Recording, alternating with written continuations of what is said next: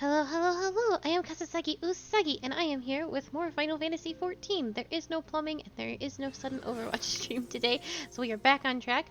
Hopefully, we can hit the coils today, but there are quite a few things that I have to do before that, because I forgot. It's a whole process. But it's important story stuff, so I couldn't just run on ahead. I'm just floating here. Hello, Minfilia. Minfilia has need of your talents for a re-emerging primal problem.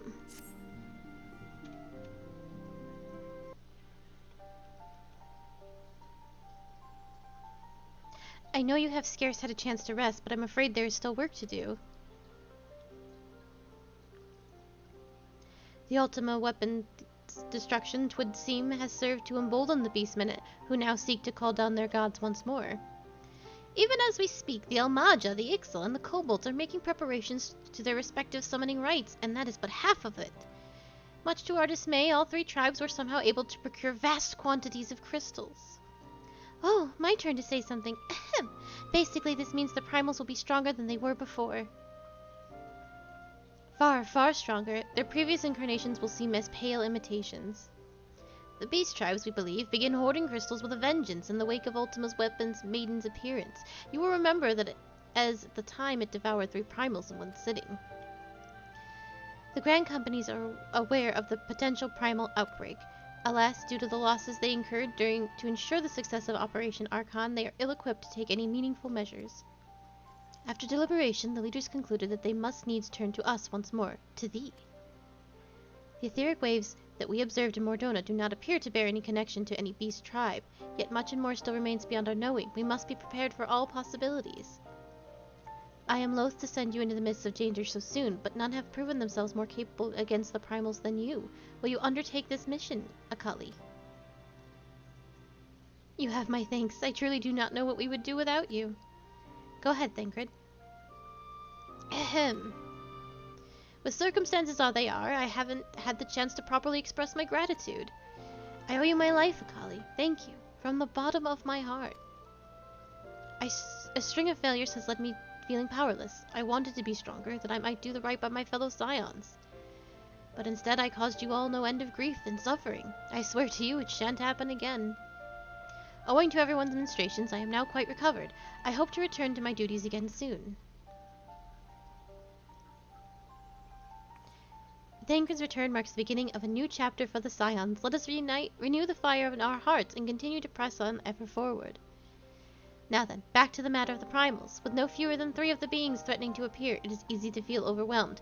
We must take it one sure step at a time. Urianger has the overview of the situation as it stands. Please speak to him to receive guidance on your mission.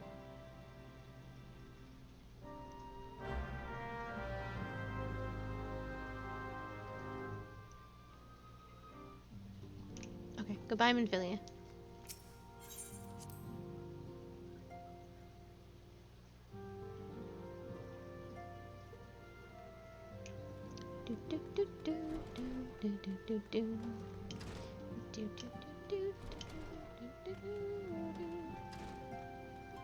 Excuse me, everyone.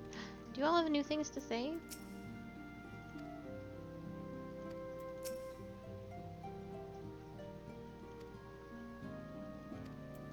Oh, I do think you all have new things to say. I'll actually read it then. In bringing the struggle against the Empire to a decisive end, the nations of Eorzea spent much of their military strength. I fear the beast tribes have caught scent of this temporary weakness and will give us scant leave to rest. A hero's work is never done, Akali. Believe me, I am quite eager to resume active duties and redeem my good name, but I have not forgotten that similar sentiments nearly led me to my doom once before. I will not question the wisdom of our Baldestian colleagues. They have bid me to rest, and so I shall. So much has happened in this place. If the walls could talk, such tales they would be able to tell. Just when we dared to believe the peace had arrived, another primal awakens. I say, has there ever been rest for the weary? Nope. Such knowledge as I possess of the beast tribes and their primals is at thy disposal. Whether man or beast tribe, we are wont to seek power when plunged into the depths of black despair. That despair doth begin with the Amalja, who have already summoned forth Ifrit. With our comrade Thancred now returned, thou wouldst do well to seek his counsel.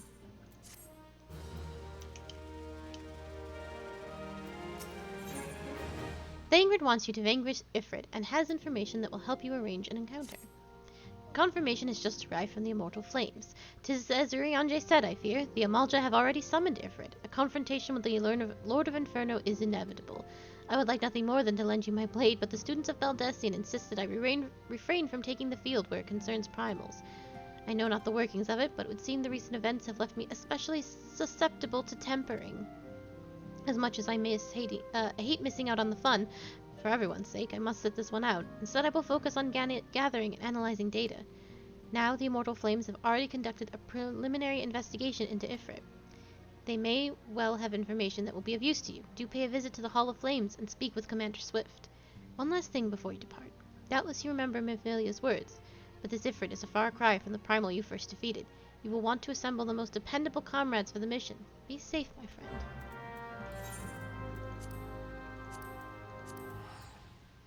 To the Hall of Flames we shall go.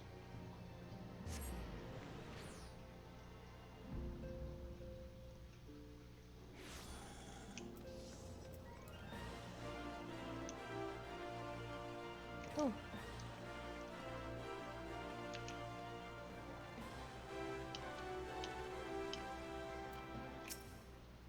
Akali, we thank you for coming. The Flame General will be heartened to hear that you have answered the call. As we have already relayed to the Waking Sands, Ifrit is returned. For the sake of peace in the region, we humbly request that you vanquish him. The primal is to be found in his domain, the Bowl of Embers. To get there, you must use the Beastman's Aetherite from within the depths of Zarahak, the Amalja stronghold. The Amalja have constructed their own Aethernet from salvaged Aetherite shards. This being the case, you should be able to use it without problem. No doubt you already know this from your fellow Scions, but the present incarnation of Ifrit is far stronger than the last. Facing him with any fewer than 7 of your stoutest comrades would be ill-advised. This is all the intelligence we have to share. The rest is in your hands. I shall pray for your victory and safe return. They really want you to know how much harder this fight is going to be than the last Ifrit fight. No, it's I think it's Little Alamigo. Yes.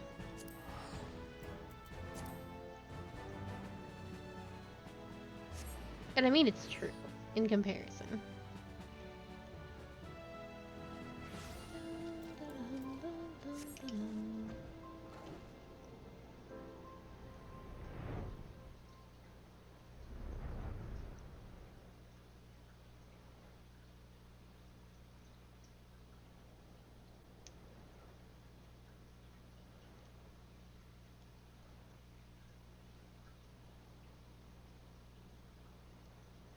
Oh. I've been bamboozled.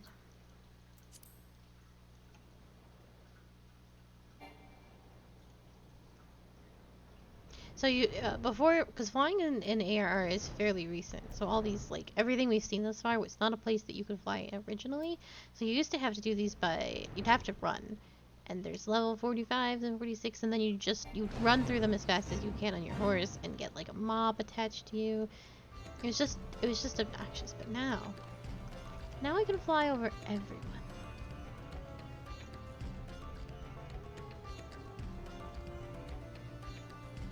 And it's very good.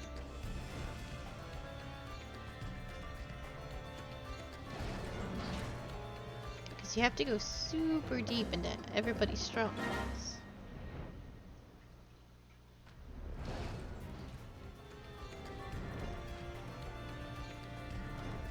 To get to these rocks.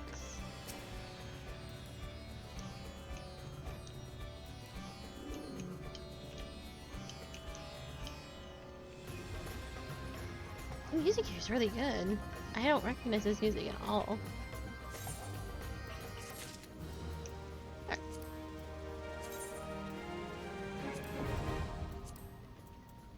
All of Embers.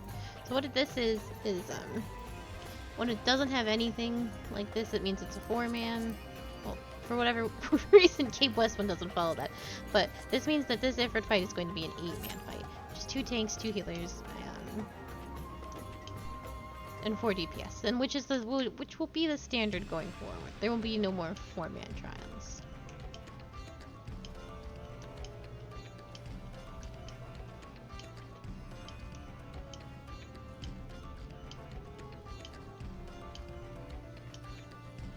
I have to wait. I don't like that.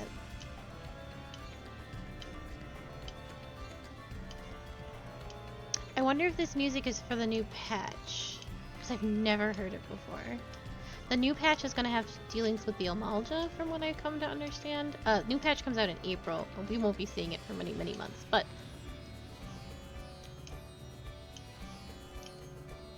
probably closer to Endwalker drop in the fall sometime. Yeah, I wonder if this is in preparation for the new stuff that's coming.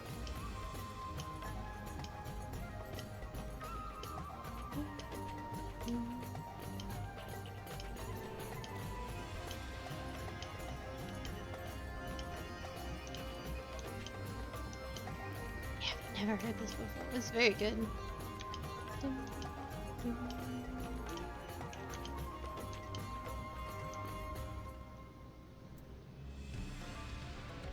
I go back and no, because I've technically completed this. So I guess I could just go back to the Waking Sands. This is a bop though. Do you have any dances? I don't think so. My usual kitty. Yeah, I am a kitty. I was like, no, I'm a bunny. Kitty, no. What's the truth? Just my usual dance.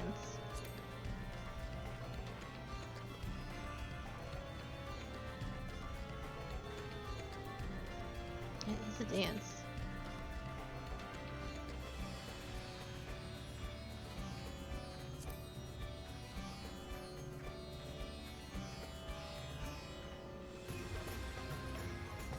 I actually think when I complete this, I'm going to be sent right back here anyway. Because there's a cutscene, maybe? I don't remember. It's been 1,000 years since I've done this. Dun, dun, dun.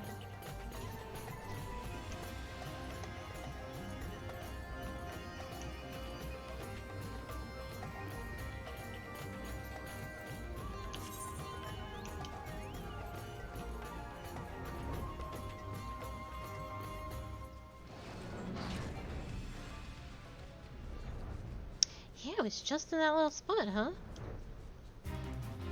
Now that's fate music.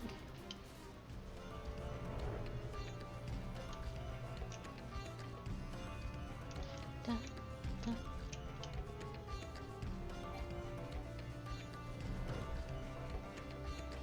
Man, we've never had to wait for queues before. You know what we can do? I have gotten Rogue leveled up quite nicely.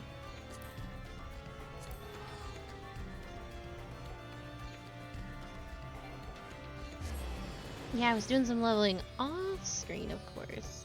So while we wait for that stuff.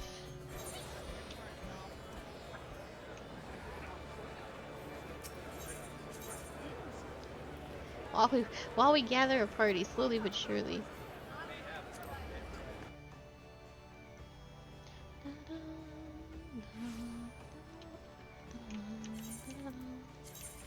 That's what my cooking outfit look like. We will be productive and do things in between. She's as pink as I am. Look at her bright blue eyes. She's so pretty. We have the same hair. Oh. Lingloth wants you to cook for a distinguished guest in his stead. Bollocks me, and ow in seven hells am I meant to cook for one bloody and God, of all the goddamn times I could have earned it. Why'd it have to be now? Forgive me language, lass. Don't worry, it ain't serious. Well, it is a bit serious, to tell the truth. I've gone and knackered me and tried to catch a fallen crate seat, and it'll eel and all, but it hurts like a bastard. Can't as much scratch me ass with it, never mind hold a skillet. Wouldn't be so bad, but we got ourselves a bigwig coming to dine today, one of the most powerful men in Ul'dah. Now, I've been in the business for decades, and I ain't no stranger to coddle dignitaries that whine about the color and the bloody crockery, and oh, that's too much parsley garnish on top of their soup. But this ain't no ordinary coddled dignitary we're dealing with. This one fancies himself a food cricket and is always out to find fault, real or not. And that even ain't the worst of it. Owing to his influence, and striving to more than a few respectable establishments to the ground. For this, he's earned himself the name of Chef's Bane in culinary circles. Each time the man's dined at the Bismarck, I've personally done the cooking so to avert disaster. Don't get me wrong, I've got complete trust in all me chefs, but if the Bismarck goes under, the guild goes with it. And that ain't a burden I can put on just anyone's shoulders. But this time, someone else is gonna have to fill in for me, and I want that someone to be you, Akali. You've proven yourself to be capable in every high-pressure situation. Besides, I'm confident you won't let us down. You do well with to begin talking with the Divine Dove. Being a native of Ul'dah, she might be as she knows something of the chef's, but, I mean, Lord Lolorito.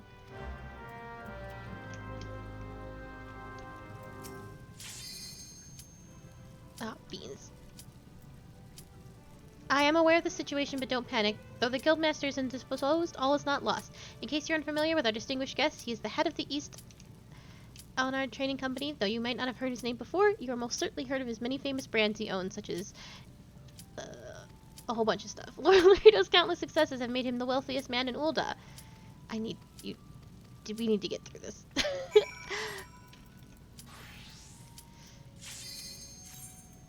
I can abandon the quest, I think, and then we'll go back and talk to her.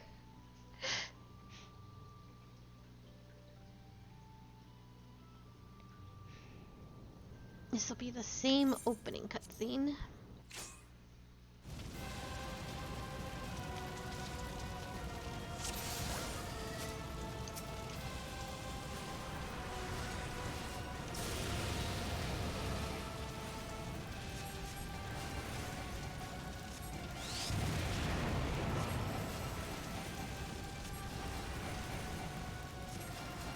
Hello, hello, Tyrell.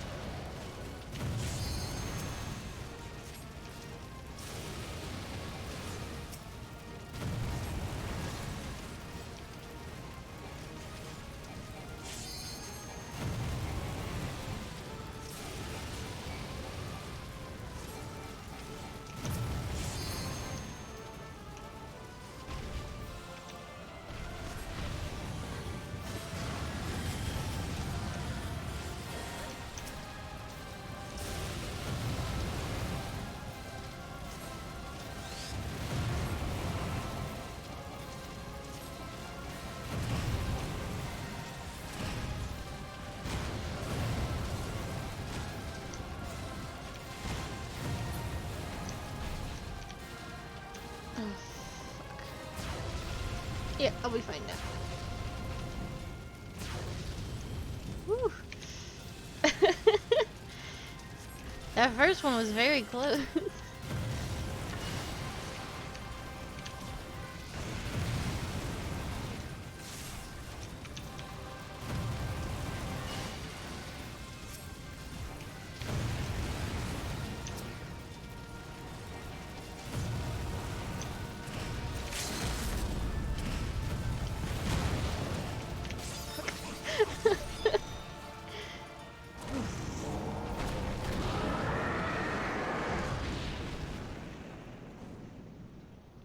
Good stuff.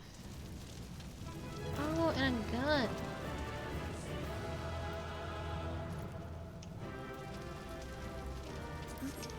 Oh, I rolled high on that gun. Although there's an actual gun person here, so they might take it.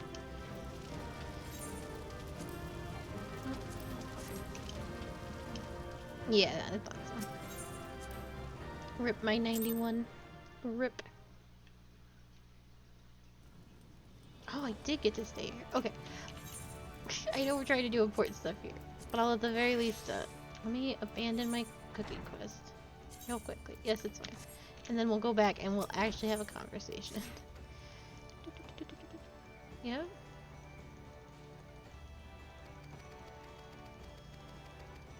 Oh, now we can talk to her without rushing through it. I am aware of the situation, but don't panic. Though the guildmaster is indisposed, all is not yet lost. In case you're unfamiliar with our distinguished guest, he is the head of the East Aldenard Trading Company. Though you may not have heard that name before, you almost certainly have heard the many famous brands it owns, such as Eshtamines Lapidaries and Sunsilk Tapestries. Lord Laredo's countless successes have made him the wealthiest man in Ul'dah, a place where wealth and influence are synonymous. It goes without saying that he has a seat on the Syndicate, the cabal that rules the Sultanate. Lest you wonder, Ul'dah is only notionally a sultanate these days. Anyway, as is often the way with men of means, Lord Laredo is a lover of cuisine, and as the guildmaster doubtless mentioned, he's made a name for himself as a ruthless food critic. The man has a penchant for making life miserable for our chefs. Indeed, he never places an order, but demands instead that you impress him, and therein lies our first dilemma: what to serve. Lest you think the fate's unduly mischievous, I'm happy to report that the odds are not wholly stacked against us. It just so happens that Lord Laredo's butler, a fellow by the name of Nompasaya, is dining at the Bismarck at this very moment. This is a golden chance to learn what manner of dish Lord Laredo craves. Go to Nompasa on the terrace and try and coax the information out of him. Good luck.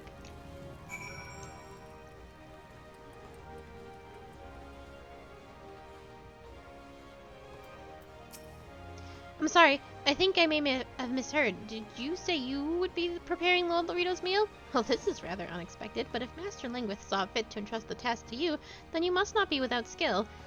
You wish to know what my master desires to eat. Finally, it occurs to someone to ask me that question. It is my duty to see that Lord Laredo never wants for comfort, and naught pleases me more than to see Lord Laredo in high spirits. As such, I should be glad to share with you what I know. Shortly prior to arriving in Limsa Lominsa, my master spoke of being seized by a craving of a hearty meal of meat. Though he did not mention a specific dish, I happen to know that smoked raptor is a particular favorite of his. Needless to say, a man of such refined taste as he would expect no less than the finest sample of the dish, made with only the finest ingredients. I hope this information serves you well. Lord Laredo is due to conclude his business negotiations presently, and will desire to take his meal thereafter. Once the smoked raptor is ready, pray bring it to me, and I shall see it delivered to my master. Okay. I do not have the means to make that. So we will continue. Yeah, there it is. Look at all those things I do not have. But that's okay, because we have to continue on with our coils. Lord Laredo can wait. We will deal with him later.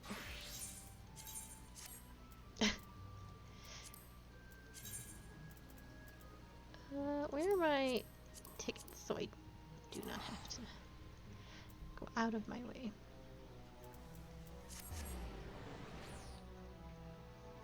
Smoked raptor.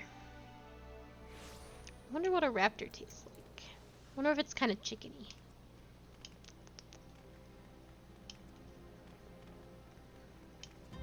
Because they're kind of birds. Kind of. Excuse me, Tatoru.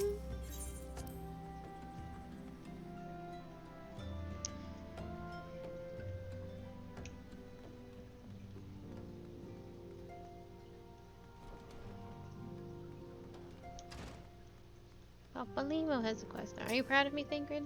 Nope. Papa Limo would have you vanquish Garuda, who has returned, stronger and bloodthirstier than before. Ah, Kali, I hear you triumphed over Ifrit. Of course, this is no less than a feat than I would expect of a warrior of light, but well done all the same. Now, I have a mind to crack open a bottle of 1547 Bacchus, but the celebration must keep. Garuda, I'm afraid to say, has also returned. As you well know, Garuda's appetite for destruction far exceeds that of her other primals. Not to dishearten you, but in the latest incarnation the appetite has become nay insatiable. In the short time since her return, she has already wreaked tremendous havoc. You must send her back to the Aether before she could do any more damage. In the meantime, Eden and I will assist the Order of the Twin Adder in their recovery effort. When you previously faced Garuda, 'twas the Enterprise that bore you through the storm that shielded her domain. Well, the storm is a spring breeze beside what she has raised this time. No airship could hope to penetrate it. And so we must count ourselves fortunate that the Order of Twin Adder chanced to discover a beastman aetherite leading to the Howling Eye. Before you do aught else, I suggest you pay a visit to the Adder's Nest and have words with Commander Julius. That is not Huliswa? Probably. He will be able to tell you about this said aetherite among other things. I bet the H is silent, so it's like Uliswa? Make no mistake, the Lady of the Vortex will provide a formidable opponent, but I believe you can weather the storm. May the 12 keep you safe. Let's see.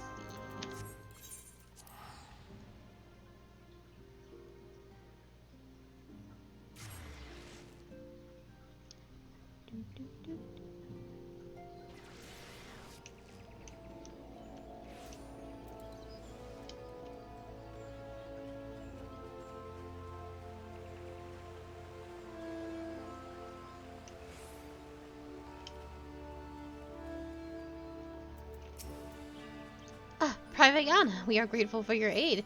As you already know, the acoustics still have summoned Garuda once more. Since her return, she has wasted no time unleashing her fury upon the region. Extensive damage has been reported in both the Twelveswood and Coilssssss. She must be stopped and soon, let more lives be lost. In the name of the Elder Seedseer, I humbly request you put an end to her reign of terror. As in the past, Garuda keeps her court within the Howling Eye, which is perpetually protected by the Raging Tempest. Fortunately, we have learned of an alternate way into her domain. The Ixtal have constructed an aetheryte within Natatalan, their stronghold in central highlands of Coilssssss. This aetheryte will take you to Garuda's Temptress realm. We owe this discovery to the Ishgardians, who the Elder Seedseer says has desired to repay the kindness you showed them. For the sake of our people as well as theirs, may your mission be met with success. Coilssssss it is. You know who's behind that, I bet? Orshfont. I bet Orshfont was like, we give this information to our good friend. He's right here. Hello, sir. Oh, hello. Your service to House Tomps will not be forgotten, my friend. If you ever have need of me, do not hesitate to ask. Sorry, good Betty.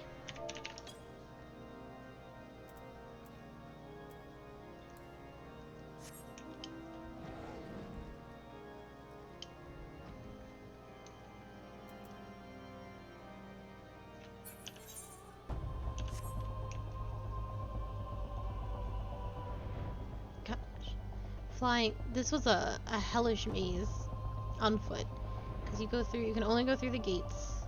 The gates open, and then but it's kind of maze-like because the gate that leads to the aetheryte doesn't work, so you have to go all the way around. Not us though.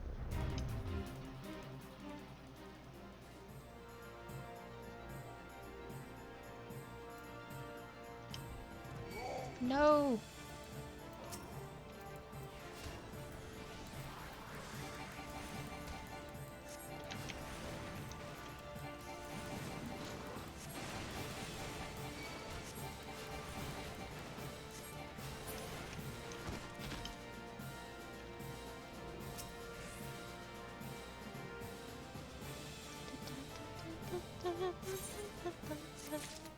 This is music to a later dungeon.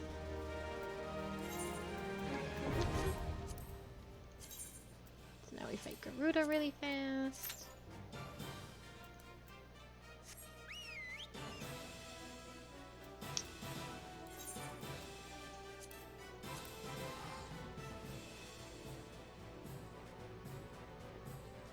We will continue to cook in the meantime.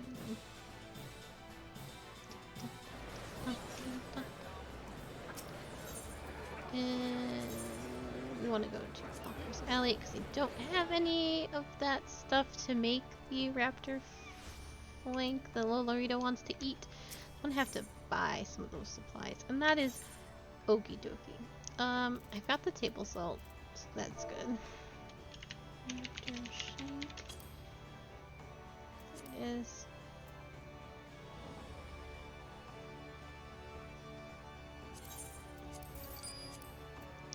Okay, we need olive oil.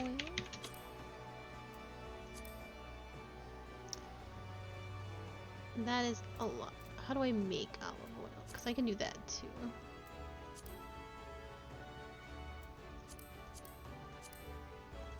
I've apparently made olive oil.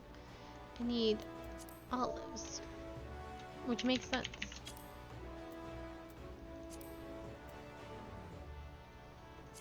There we go. And I need a sun lemon.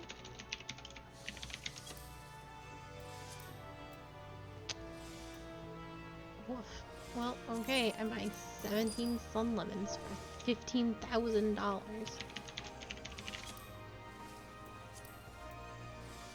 I can buy pepper, I think, in the culinary space. So that is what I'm going to do there. The problem with this is that I have to high quality it. So So it's probably good I have 17 lemons, because I'm probably going to have to do this more than once. Hi, can I have some black pepper, please? Thank you.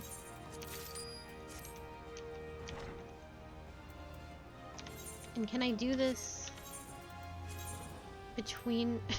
before I get called? Oh, I have to make the olive oil first. Okay. There we go.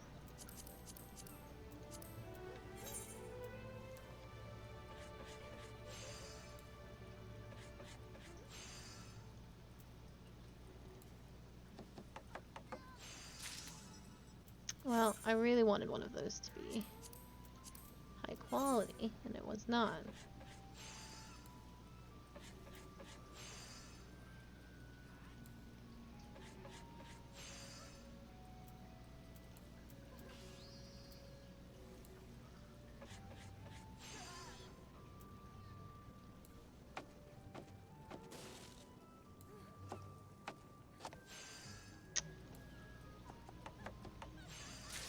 There we go.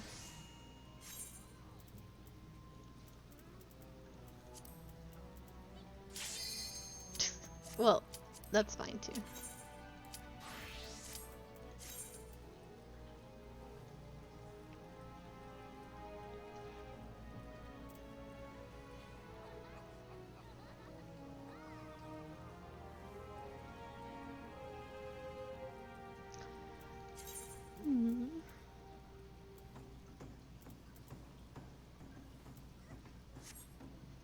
I wonder if I have some crafting food that will help that whole situation.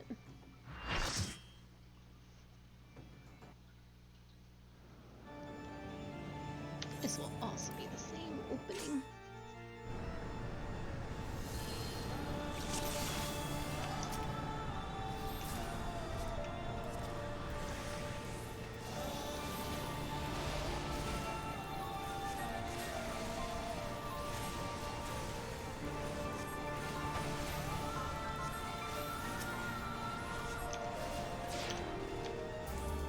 Don't think she does anything this time.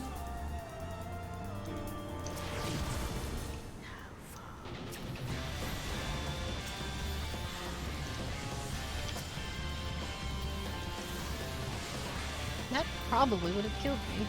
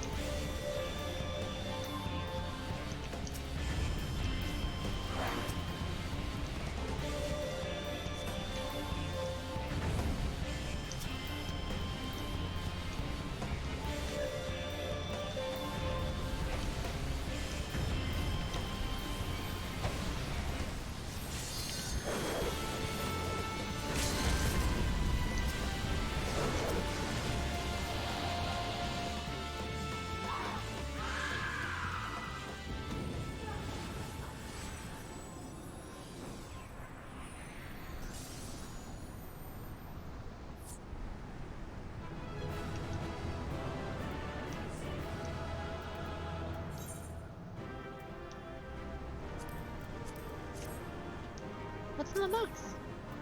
Oh, a samurai sword.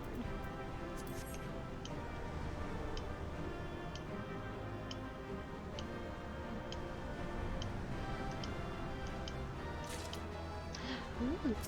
I don't know if we're actually going to be a samurai, but... Alright, let's make our raptor flank, and then we'll go fight Titan, because it's gonna be Titan next, and move on with this. Alright, one bottle of this, and this.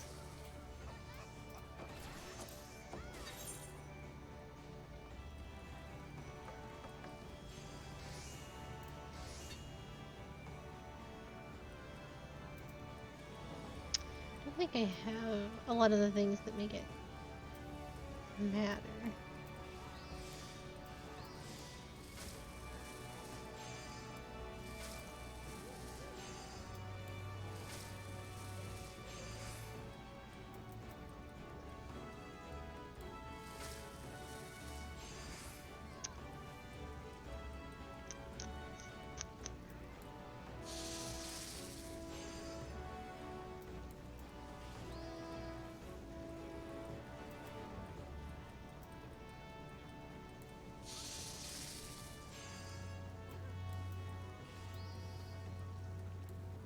Oh, I should have done that.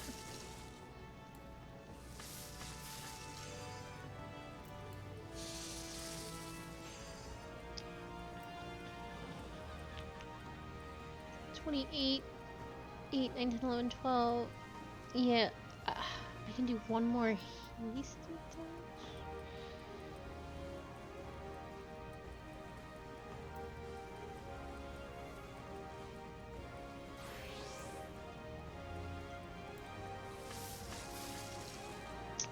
Woof.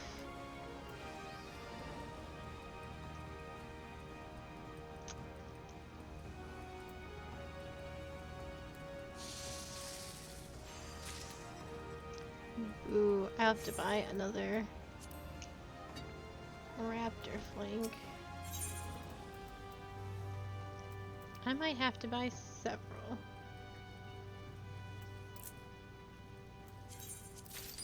It might be in my best interest, excuse me, sirs, to just hasty touch it. So that doesn't cost any CP.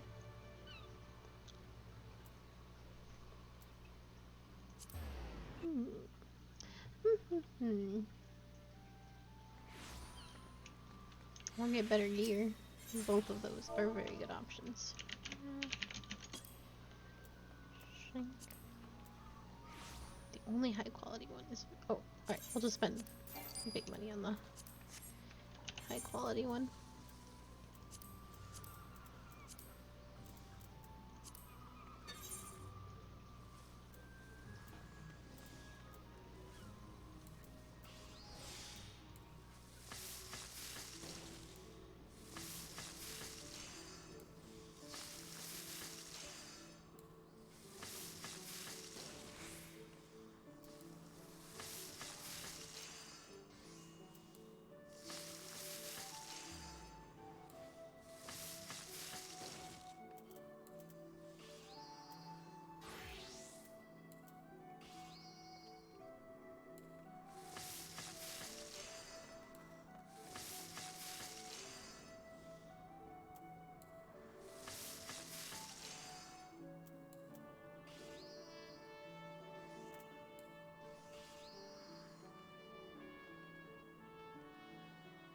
I think it's gonna take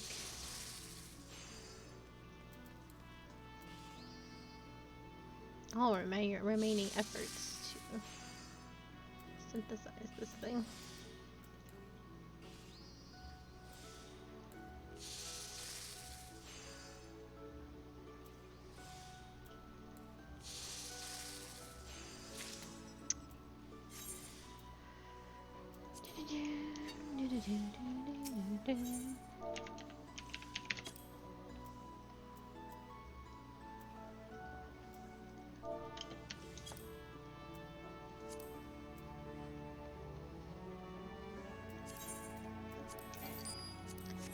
What can I do? Spell stuff. Gathering. Gathering.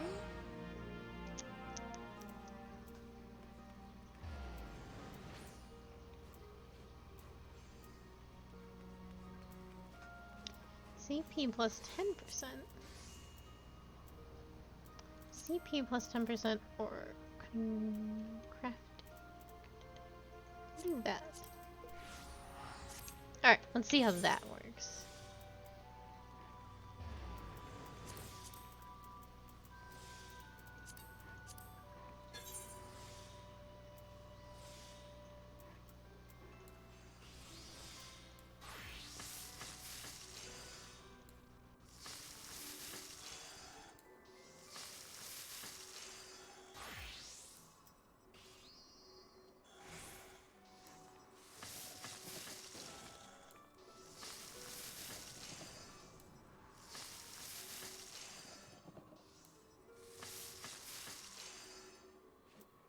I didn't need to do that. Well, it also doesn't matter. So I was gonna lose it anyway. 1, 2, 3. And do it again. Pop innovation. Oh shit. I think I royally screwed up.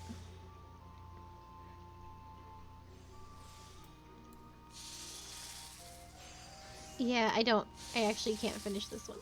Ah! Damn.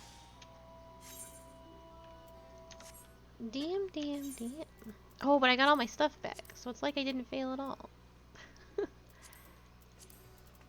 A miracle. Okay. Well, let's try it again.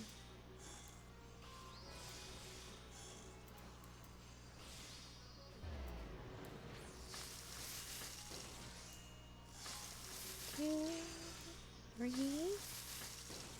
4, 5, 6, 7.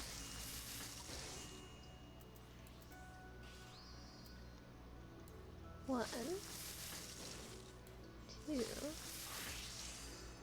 3.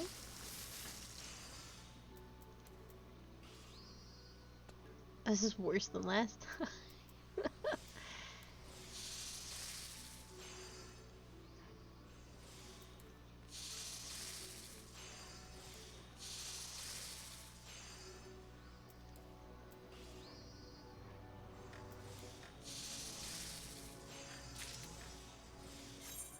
Nope.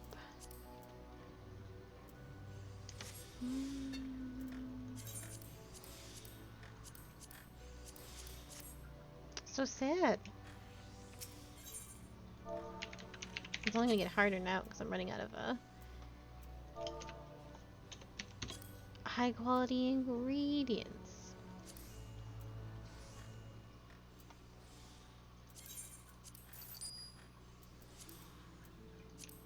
Yeah, I only had 3 high quality bottles, but now... Oh, and I'm out of pepper. Well, we're gonna continue on, and I will scour the land another time. It's harder when you're low level. I also am probably poorly geared for a crafter of my level. Such is life.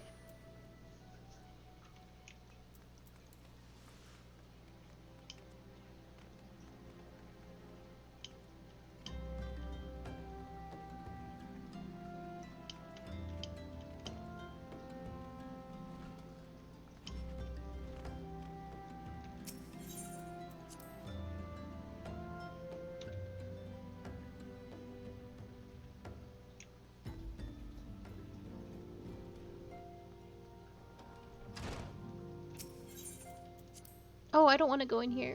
Oh, I was thinking about Minfalia. But I need to talk to probably Ishtola.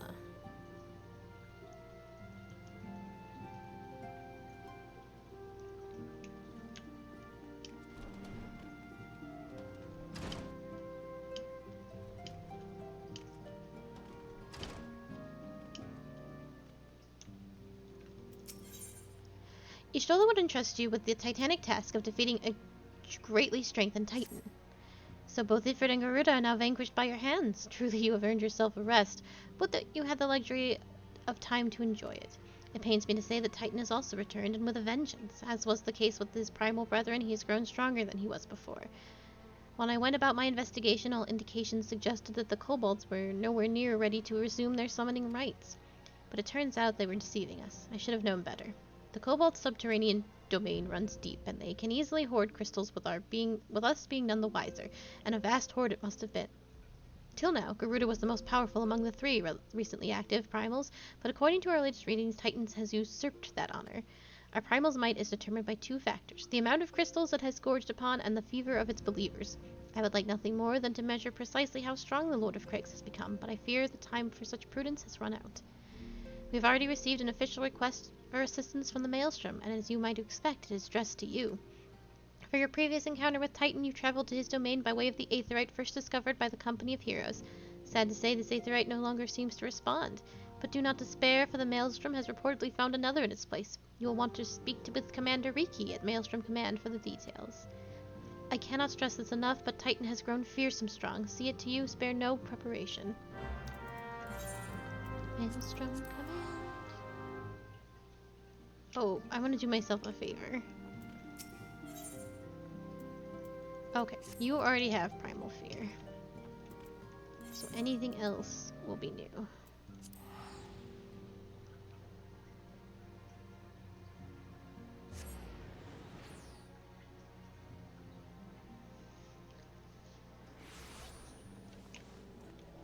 Let's go to the Aft Castle.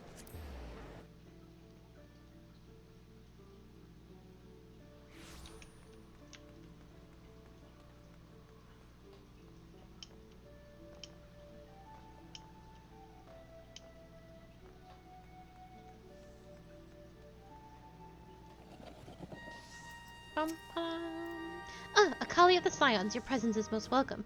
I am sure that we must turn to you again to lay Titan low. No doubt this is yesterday's news to you, but the Lord of Craigs has returned more furious and formidable than he was before. We cannot fathom how the kobolds were able to obtain such vast stores of crystals in so short a time. We will learn the answer in the coming moons, I suspect, but the first things first. We need you to vanquish Titan before he and the kobolds have a chance to wreak havoc on Limsa Lominsa. You have felled the primal before, and we believe you can emerge victorious once more. We've learned of a new Aetheryte that will take you to the Navel. It's situated deep within Ungaro Mines. Not the most convenient of locations, admittedly, so you'll have to cut a path yourself. Please make all haste. Titan's mere presence emboldens the kobolds, and 'tis only a matter of time before they move in force against us. May the navigator guide you on your way, Akali. Kobolds live in the Overlook, I believe. Oh, they look so dapper. Dyed the Shire Gear gold, and they look absolutely fabulous.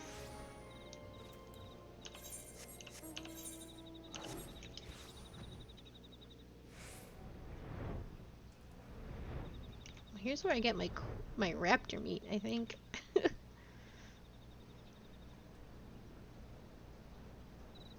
This place still sucks to go through.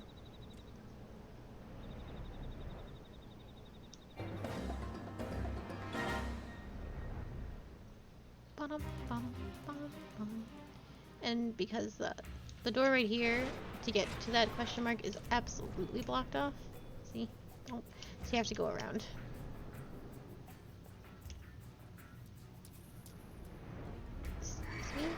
Excuse me.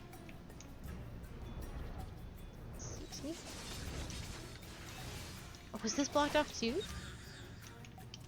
Oh.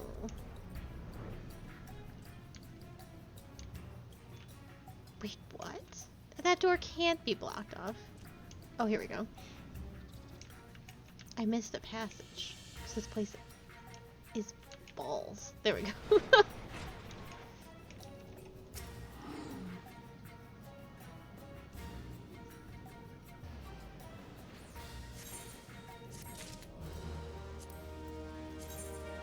And now we do Titan.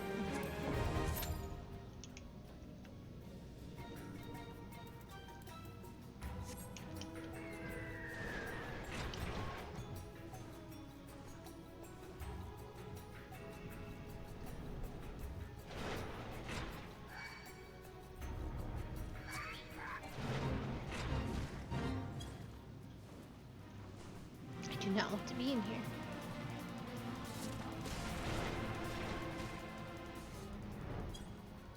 I greatly desire to leave this place. Oh dear. Oh dear. How am I so stuck? There we go.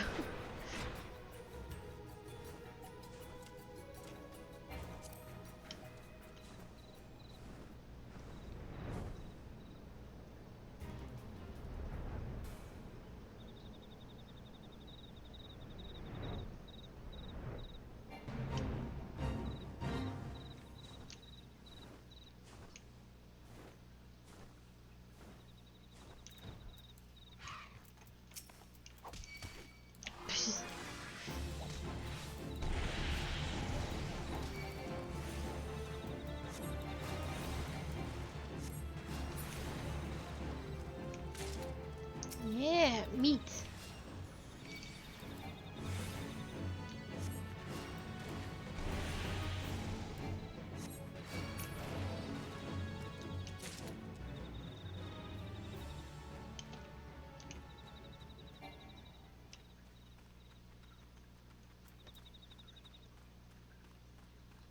Two whole raptors in this whole place. I did get some, no I didn't. I got raptor flesh that was high quality, but not the meat itself. There is a difference, unfortunately.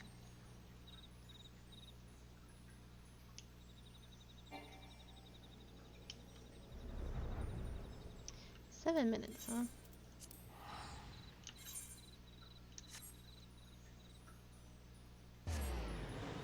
Well, let's go talk to our rogue family really quickly. We'll kill a whole bunch of birds with all these stones I have in my pocket.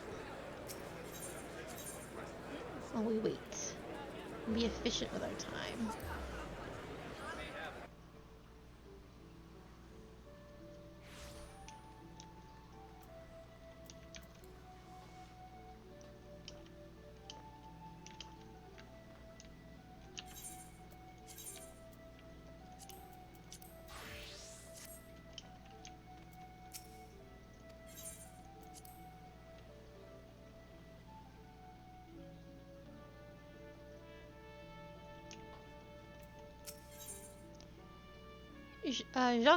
Jacques appears eager to give you your first assignment.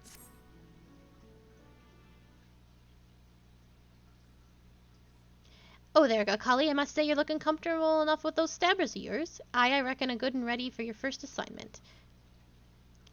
Ordinarily, I'd throw me winds and let you get on with your work, but seeing as we only just dragged you into the shadows, there might be a couple of things you ain't familiar with.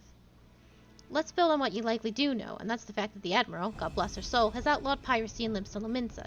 So why do you think there's still so many sodden pirates in this town? I'll tell you why. It's because there's still one way for them to loot and pillage without incurring the wrath of the law. All you need to do is apply to serve the Thalassocrate as a certified privateer. A captain with a privateer's license is free to terrorize the sea till the oil goats come home, so long as he only targets vessels that belong to the Garlean Empire. Of course, considering how bloody vast the Empire is, that's a plenty of looting to go around. Crews fill their holds with Imperial plunder and sail back here to Limsa to offload the spoils, and that's where the particular case went sour. See, this one crew got their fambles on a Magitech device, a firing mechanism to be precise, but was rocked out of their hull by some heavy-handed coves. If you'll recall, that don't sit well with the code. If you're bold enough to rook a pirate out of his due, then you'd best be prepared to visit from the rogues. Ah, speaking of visiting rogues, underfoot, over here, lad. I can't wait to be done with rogues, so I don't have to talk like this anymore. I want the pair of you to working together on this. Pass sentence on them code-defiant rooks and bite back that Magitech part. What's the last need me for? You're in charge of new recruits, ain't you? It's Akali's first assignment. You're to go along and give her the benefit of your wisdom. Since when was I in charge of... Ah, bugger it. So I guess we're to be partners for the now. The name's Paramu Haramu, but most of me fellows call me Underfoot. He might seem a touch reluctant, but Paramu's one of our best. You just do as he says and you'll be able to get the job done.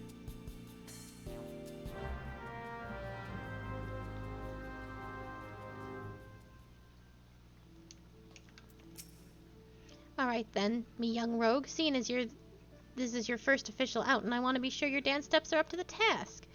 With them short blades, you need to get in good and close to your mark, aye? But we ain't bleeding swads in shining armor, and the lighter kit we wearin' ain't much protection from a clack at the gan. So if you don't fancy spittin' blood and teeth, your best defense is simply not being there when your mark winds up to land a nasty clout. Sliding round to flank usually does the trick, but there's some rum fun every rogue should master, the shade shift. Clear your mind and trust in your speed, and you can leave an axe-wielding brute chasing your shadow while you bury your stabbers in his guts. Right now, it's time to put you to the lesson and practice against some of those Aruli out in the Lora Nonosa. I hope you was paying attention, lass, because those tentacles can pack a wallop. Enjoy! No, I don't actually.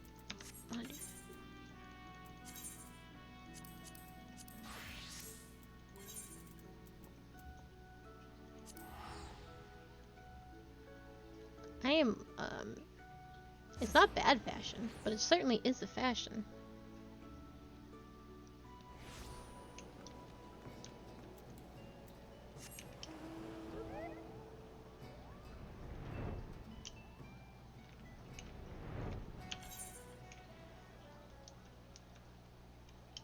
It's probably just better walking out of Lymph Illumines than doing this, but it's fine.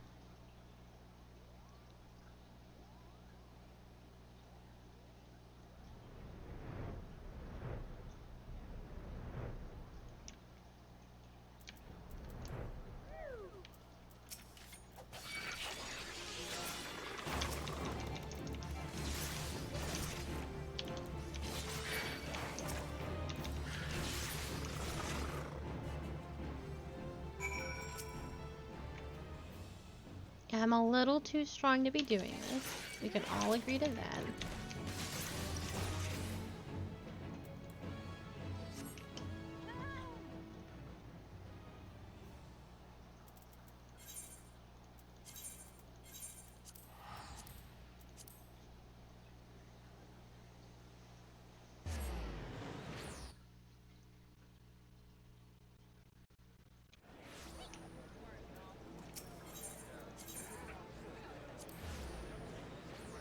That's okay.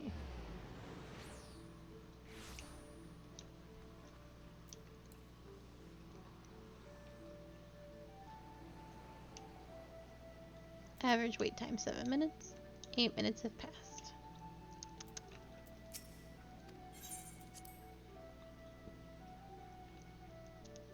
I see.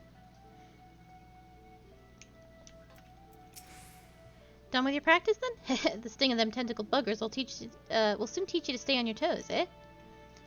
Now that we've got the blood rush, and I'd say it's time to get down to work. First things first, we need to track down them addled coves what rocked that Magitech gadget. Might be as one of the rogues has heard something. The guild thrives on information. You see, and we've agents scattered far and wide with their glazes keen and their wattles to the ground. Let's pay us a visit to Abutan in the Drowning Wench. Ask her for a weak ale and see what that gets ye. I'm not setting ye up for a laugh, lass, trust me.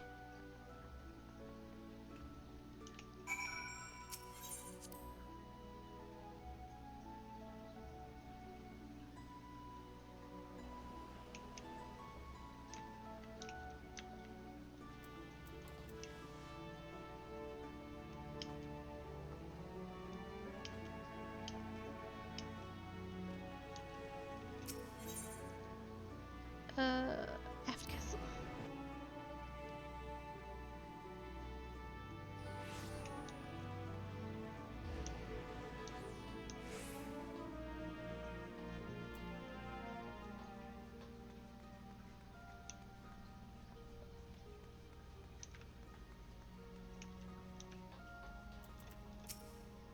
Welcome to the Drowning Wench. What's your pleasure, miss? What did he tell me to do? A weak ale? Never in all my days. We may serve some cheap grog in the wench, but not that was watered down. Is our usual ale too bold for your taste, perhaps? You'd like to reorder from the underground menu? There's quite a lot to offer for a customer with your roguish charms. Was there something in particular I could help you with? Ah, the trouble over the Magitech loot. 'Twas not a subtle job. A gang in question is an unusual group of former pirates calling themselves the Dainty Demolishers. They seem to be enamored in the court dandy mannerisms and have preference of seizing Garlean machinery. Though also known conspiring with goblins, rumors say the Demolishers visit a beast camp in Middle Enosa to fence their goods. And those goods generally take the form of Imperial technology. I imagine the goblins were rather pleased to take possession of the Mark, 20, I don't know, is a number. If you mean to steal the device back, and your trail leads to the goblin camp in Summerford. Summerford, eh? On your way, lass. Meet me across the river to the camp and we'll plan our next move. I have 13 seconds to end this conversation. Please, please, please, please, please, please. What's an L? 50? So it was 50 plus 10, so it was 63. I couldn't think about it in the moment. Time was of the essence. I was under a lot of pressure.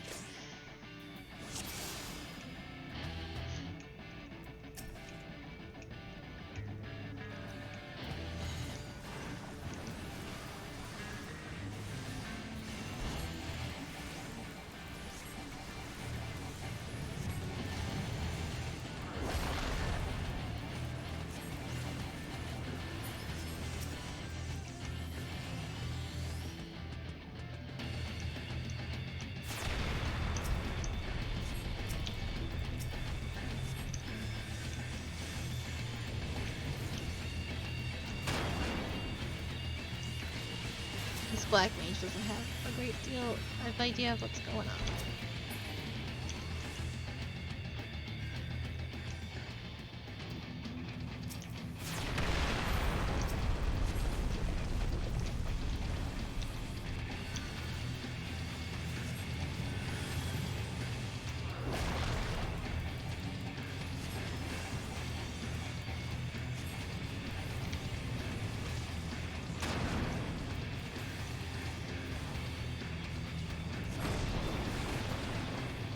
Bombs start here.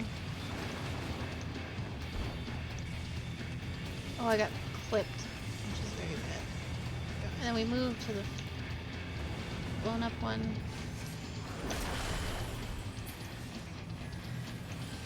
Wall breaks again.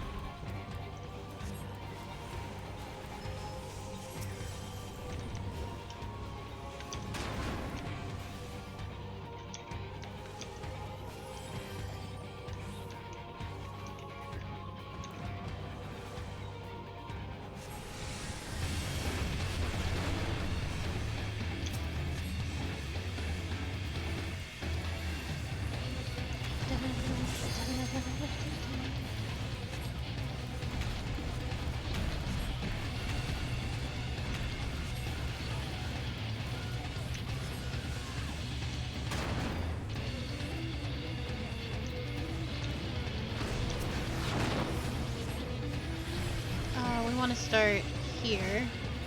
So it was 3 rows. Middle's gonna go off. Then we go into the middle.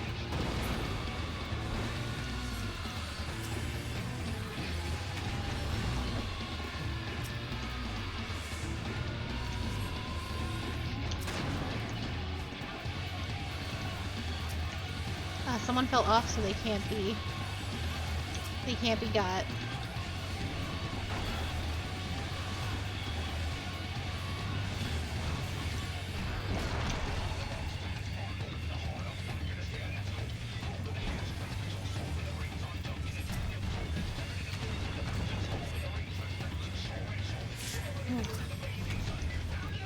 That's a good save by our other white mage. What's my MP like? Oh, it's bad.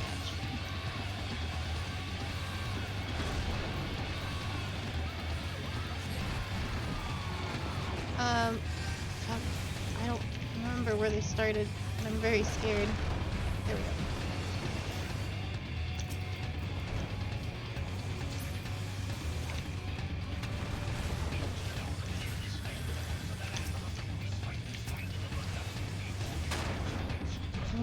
I don't know how I've got the damage down.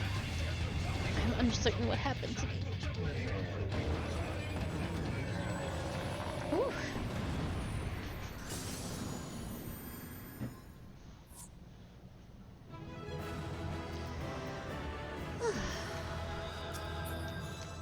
And that is a shield. We will not be doing paladin. No. No siree.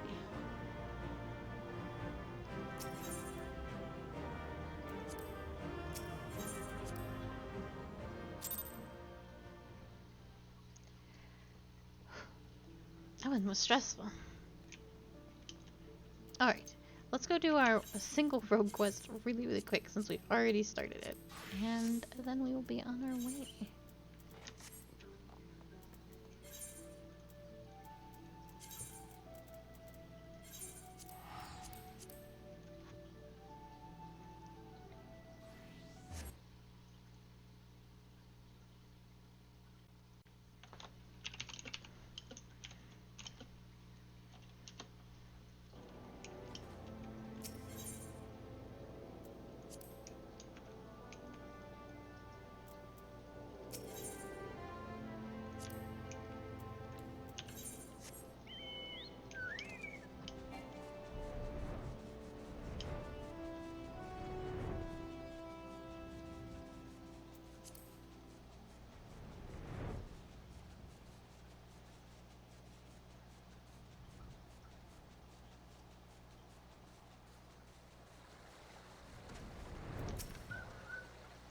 Get your noggin down, Akali. I've been snilching the action across the way there.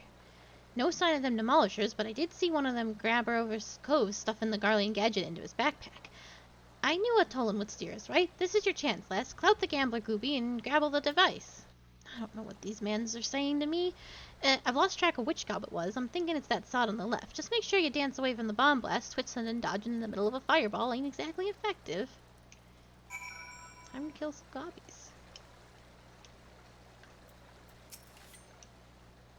I'm just gonna kill them all.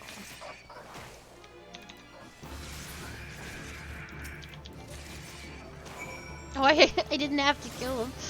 Alright.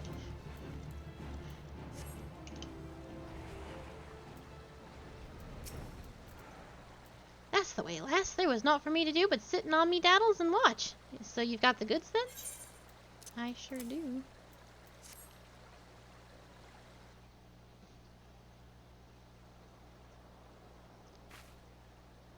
Aye, this is the device and no mistaken. So let's get back to the guild, eh? We still owe them demolisher bastards a million, but they'll keep for the now. Here, you should be the one to deliver the prize to Jock. It was your hand which snatched it out of the goblin's paws, after all.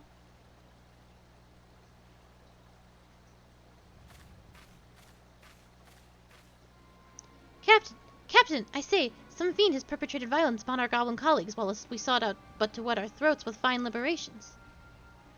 This will not stand, Captain. Our finely filched loot has been pilfered from under our noses. Blast and bother! My blood boils and bubbles at the temerity of this affront. I know not the intensity of these atrocious buffoons, but they shall be made to pay, and pay dearly, with me, my fine fellows. Huzzah! These are the most well-spoken pirates in this entire game. It's very silly. Tell them so. Okay.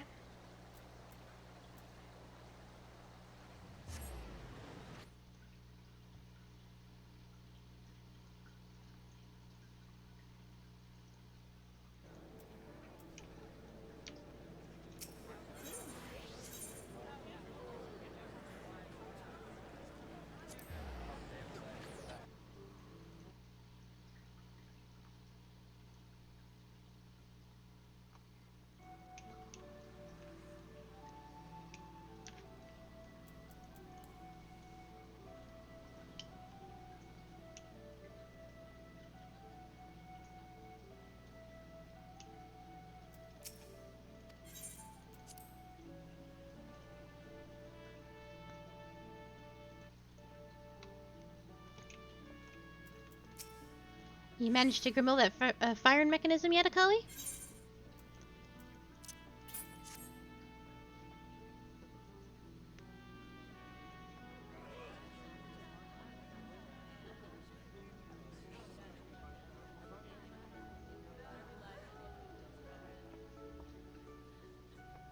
Ah, still in one piece, too. You've done well for your first assignment, lass. It don't look like much, but that crew put their lives on the line to cloy this hire bauble. They'll be pleased to see it snatched back from the ruffians.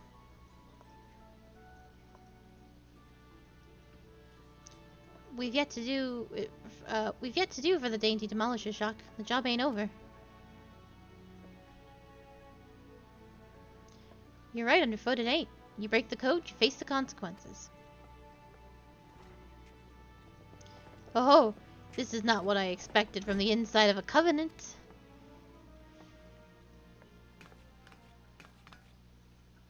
And who might you be, sirs?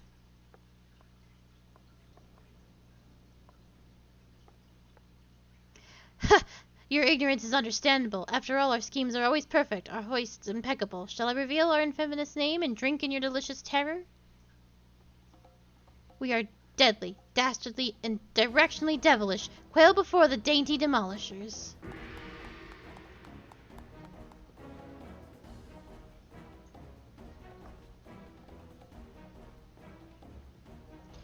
Captain, I say, there's the louse who misappropriated our merchandise. I concur. She is the self-same simpleton whom we trailed unnoticed to this very establishment. Surprise, surprise. Now, my dear dandies, let us not be unpleasant. We should endeavor to resolve the distastefulness without resorting to insults or other less diplomatic methods. At least not yet. You there. Yes, the clean-cheeked errand boy. Be a good fellow and fetch me your superior. One of your colleagues has committed a terrible crime against us, and we shall not be leaving until the proper restitution has been paid. Oh, an errand boy now, am I?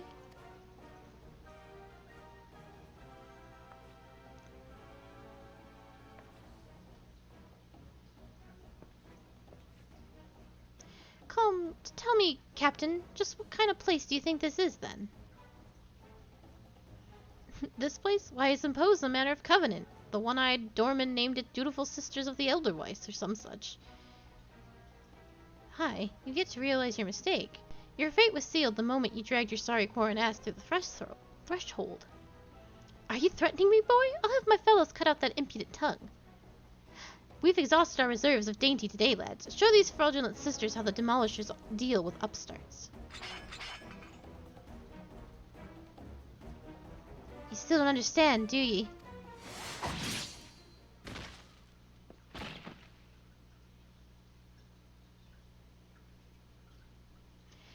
There are but three sorts of culls what Dorman'll let pass. Clients, recruits. God spit! I'll kill you all!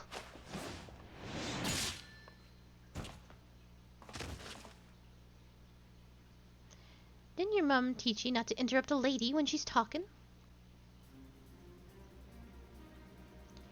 You've learned that the third sort of cull is a bullocks for brains mark, what marches himself right into the rogue's den.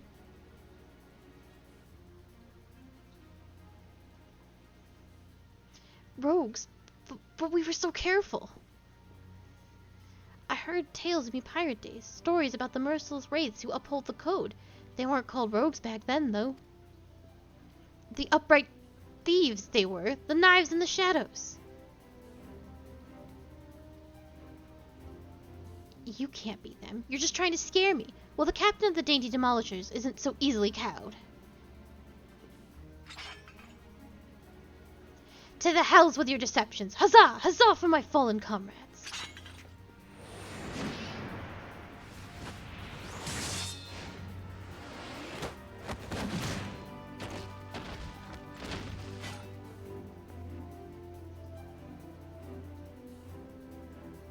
Deceptions. Aye, anyone you meet could be a rogue, Captain. Even a clean-cheeked errand boy. He's still breathing. Find some rope and string him up someplace in town.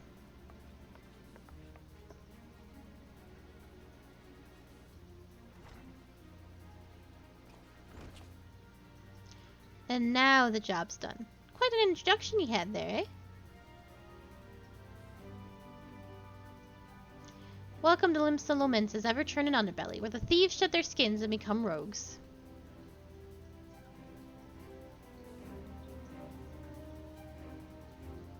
I know, right? That's quite an introduction for Rogue, though. I'm not much for discussing the old days, but since it's come up, I might as well clear up the confusion. It was back when piracy was at its peak. The coves what protecting the code were dimbers and dampers, the best and lads and lasses had to be had from among the pirate crews. They bit back the goods what was wrongly bitten, and came the guilty under cover of the Darkomans. Upright thief became the title for those coves, what dealt in sanctioned stealin' and millin'. But it was only those that had to cut all ties with the buccaneer's life that was accepted into the ranks, conflicting loyalties and all that. They formed their own guild and even their own way of speaking, and that was what was once pirates was pirates no more. Later on, when Merwob took the admiral's chair, the uptight thieves agreed to abide by her laws. We became the Rogues Guild to mark the change and altered our recruiting policy to accept venturers like yourself, but although the title is different, the job remains the same. Uphold the code and preserve the underground society what spawned us. Just as you've done with this assignment. Keep up the good work, Akali, and you'll go far in the shadows.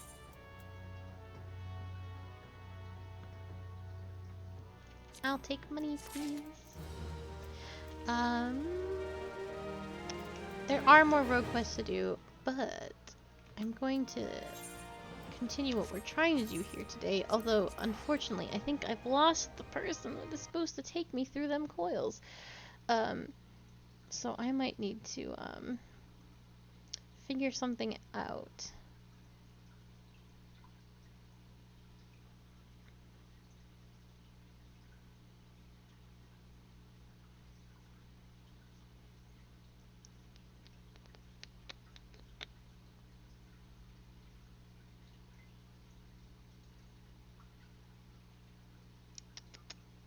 Everyone is usually gone.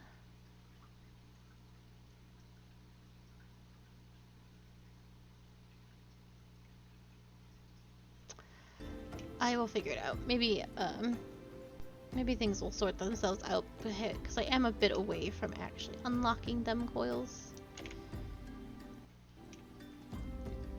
At worst, I can probably party finder it.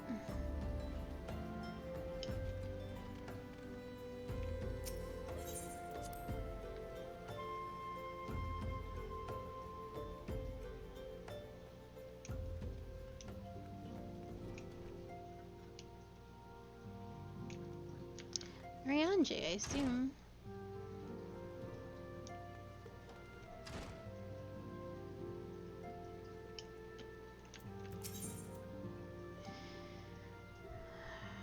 Primal nature? Ryanje beseeches your aid in solving the resurgent mystery of the primals.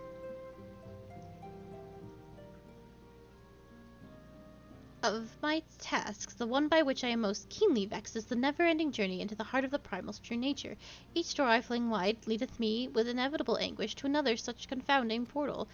It is in these lands that the keys to this knowledge I seek are found. Many seasons that I toil to fashion a net across this vast realm, a net that catcheth not fish, but nuggets of wisdom more valuable than gold. Much have I learned, but the essence of the primals is ever shifting. No dusty tome doth capture in ink what these terrible beings are now become. Thus I must presume to unsheath the blade born of light. Thine is a strength that shattereth the stoutest bearers, and doth pierce that which obfuscates the impotent gaze of ordinary men. We have not the luxury of time required for my measured, scholarly pace.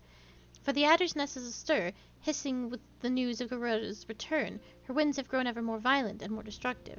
What lieth beneath is this sudden waxing of power? The answers may well prove a vital piece of the puzzle in the primal's existence. Mine eyes perceive a looming wall of strife, poised to crush down upon the cities of unrestrained fury for the nonce that must pacify the Lady of the Vortex.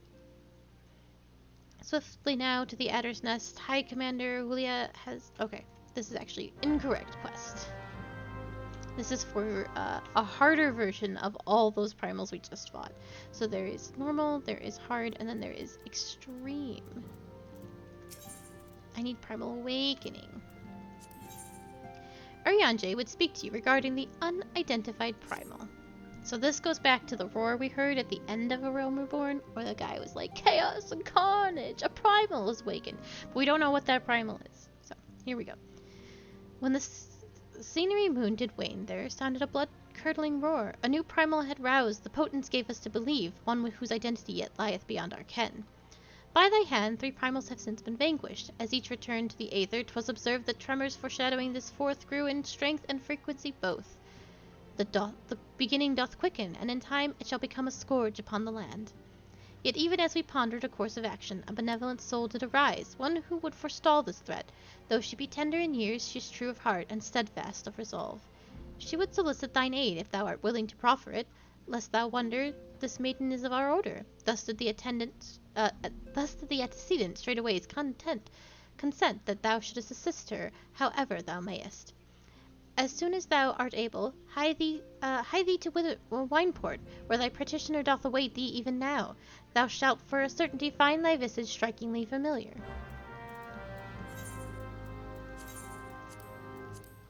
Okay.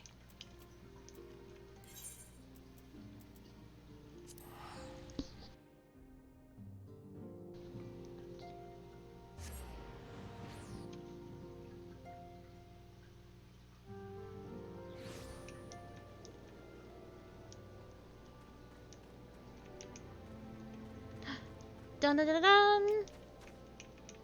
Looks like Alphino. But it is not Alphino. It's Alice from the very beginning.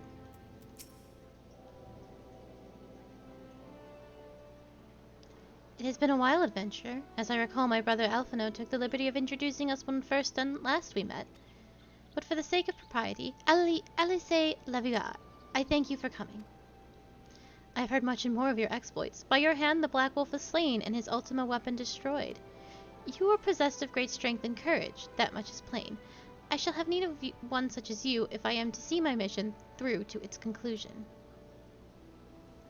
As you may be aware, the violence of Delmod's fall changed not only the face of the realm, but also the base of the realm. Specifically, it played havoc with the aetheric currents, casting vast confluences of aether below the surface.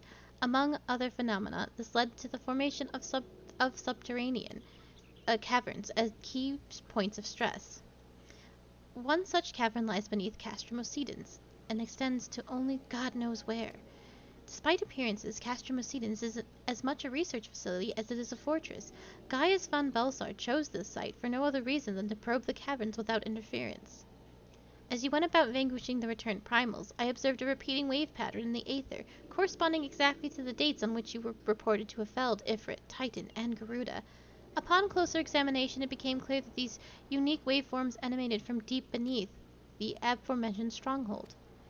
Crucially, I recorded the same pattern during the recent celebrations, and have since been given to understand that this phenomenon bears a striking resemblance to the Calamity. 5 years ago, my grandfather invoked the power of the 12, that he might contain Bahamut. Alas, his efforts failed, and he vanished, together with his foe. I would know the truth of what transpired that day, of grandfather's fate, and of the metamorphosis that swept across the land. In casting light upon these mysteries, we will find a way to cure what ails this world. It is my belief that the answers I seek lie hid within the depths of the cavern. I would have you accompany me on an expedition to find them, Akali. In truth be told, I am not wont to rely upon others, and have thus far handled matters alone, yet I am not blind to my limitations. Unescorted, I cannot hope to succeed in this endeavor. I swore that I would find a way to restore peace to Eorzea. If you desire the self-same, then aid me, as you aided my brother and the Scions. I am in your debt. You are a woman of action, and I sense that we will accomplish much together. But let us not waste any more time. As I mentioned, Castrum Occidens straddles the cavern I wish to explore. If I am to have hope of reaching it alive, I will need you to infiltrate the stronghold first and locate the path into the depths. Once you have done so, pray report your success to Storm Private Jabrolka, and you may consider her my assistant here in Wineport.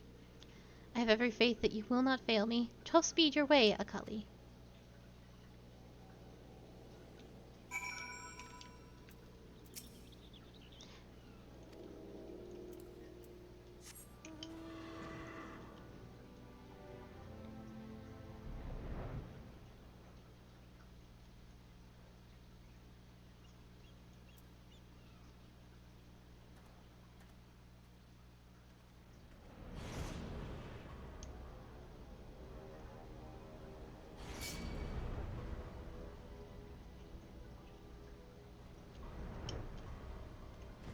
Oh shit, I'm a level 12 rogue. Hold on. Hold on. I have made a terrible mistake. I'm gonna hide in this corner. I was about to get slapped. There we go. Why did it let me take that quest? It's a level 20 rogue. Alright, here we go.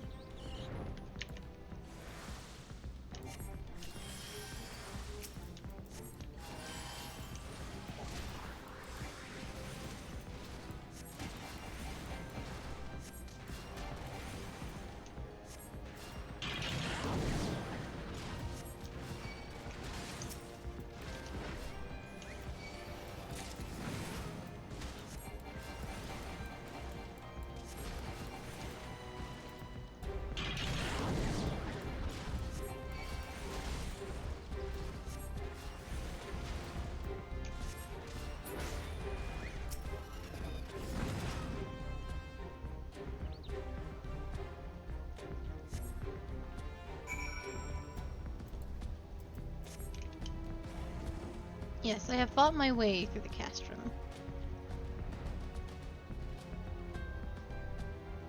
I've definitely done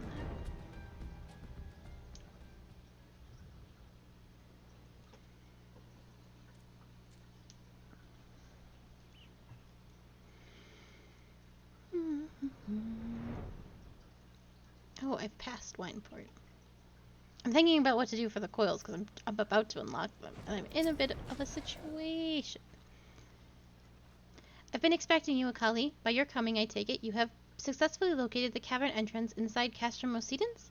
So that is where it's to be found. Marvelous. So, but allow me to properly introduce myself. Chabroka is my name, and it's an honor to serve Lady Alice, though for reasons of convenience, as I present, I also serve the Maelstrom. This uniform accords me to certain privileges, you see, in particular, ready access to the Maelstrom's regional scouting reports. They provide a wealth of local knowledge, including information on secret passages. But enough about me. I shall inform Lady Alice of your discovery, and she may prepare for the expedition. Though I don't doubt your abilities, none can say what dangers lurk beneath Castrum Occidens. For my lady's sake as well as your own, please spare neither preparation nor caution. Please pray choose your companions well. So, we're in a bit of a situation, because unlike most dungeons in Final Fantasy XIV and everything we will do after Coils, these are not in the roulette, so if I sign up for it, I will not get a party, because it would have to be 7 other people that are also intending to do.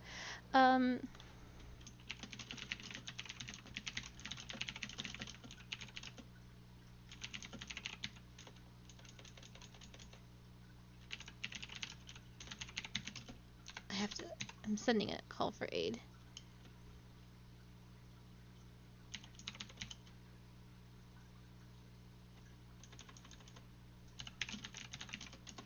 I lost my train of thought. So they're because they were incredibly difficult and the mechanics on them are a little bit wily. They were considered savage tier content that was available for everybody. So it's unfortunate that they are the way they are because the story inside is very, very important. I'm gonna see if there's anyone available that I know that can help me. And then we'll have to beg for aid by other means. So yeah, and it's unfortunate, but it is the way things are.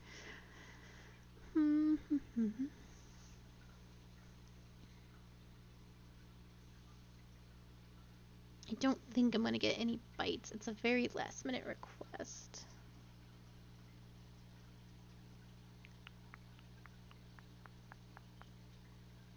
Damn, that's really unfortunate this has happened.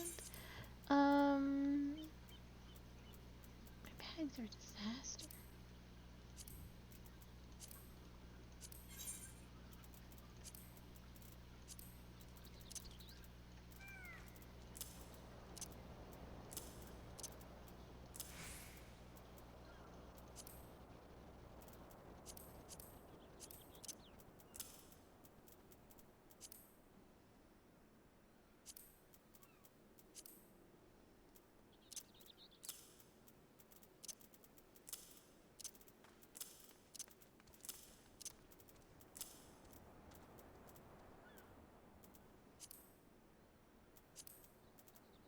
It's a little bit better. Okay,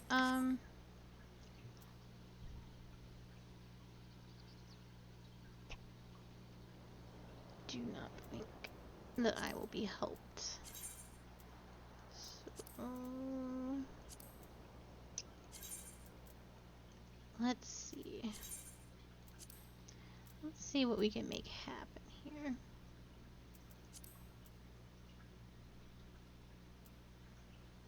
Looking to clear the first coil synced.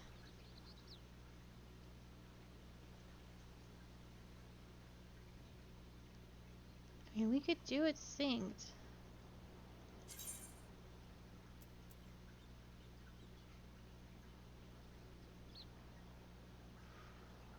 I don't think so. I don't think that's going to work for me.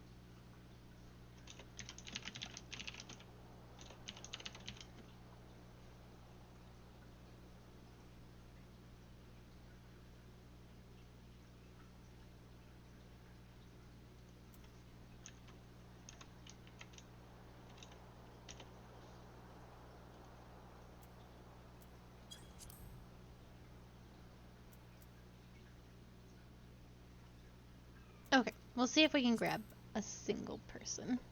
Just need one. That is all that I need.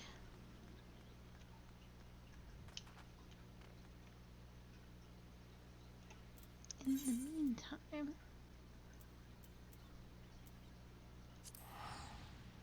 it might take us a while to find that soul, so we shall continue on doing some of the other stuff that I have unlocked for us.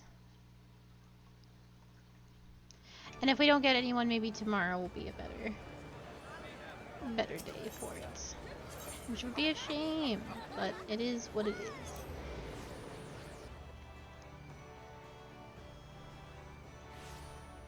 Alright, back to rogue stuff.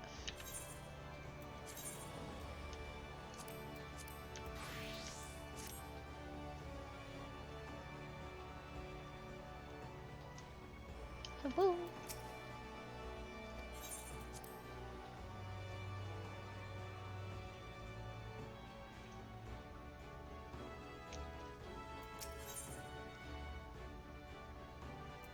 Jacques has another assignment for you.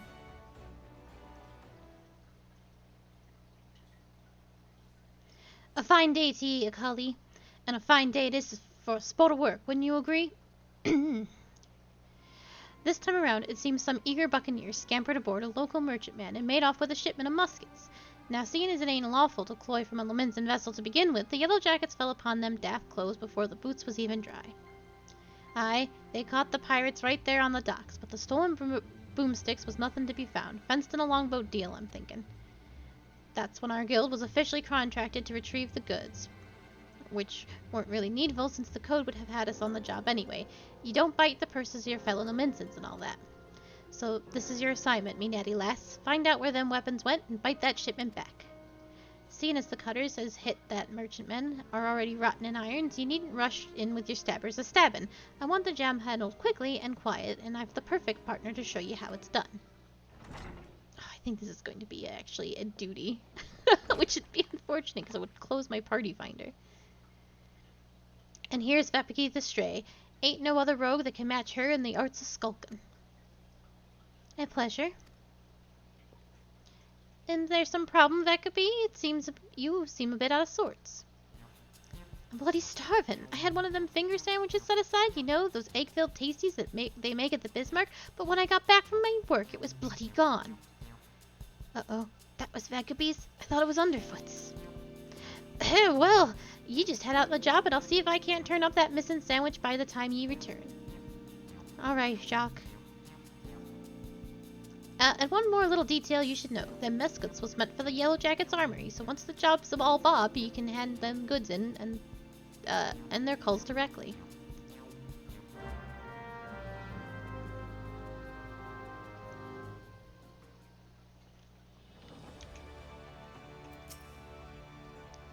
We can start whenever you're ready, Akali.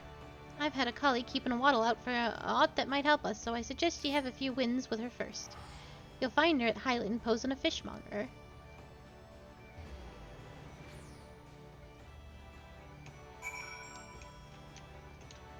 I'm stuck on the chair's geometry.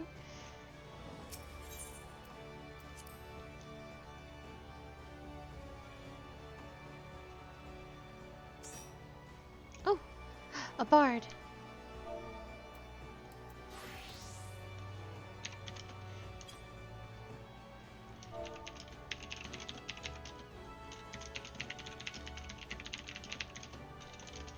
Oh, someone came.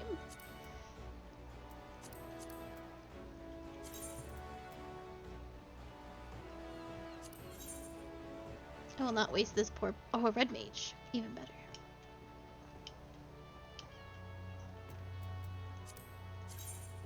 Alright. Oh, this is so exciting. Okay, so we're gonna do the curl. They're gonna help us with all 5. Oh, no, no, no. We have to... undersize.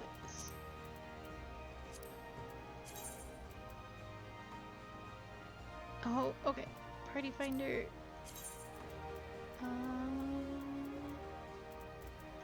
This is fine, and we're gonna end it. Yeah, we're fine. Okay, and now we can do it. There we go. I'm so glad.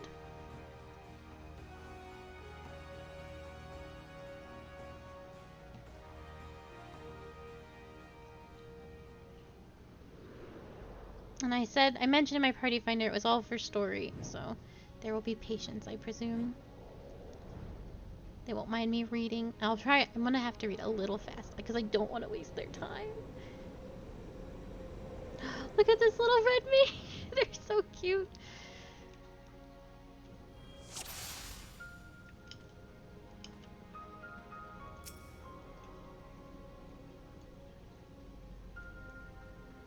They're so small.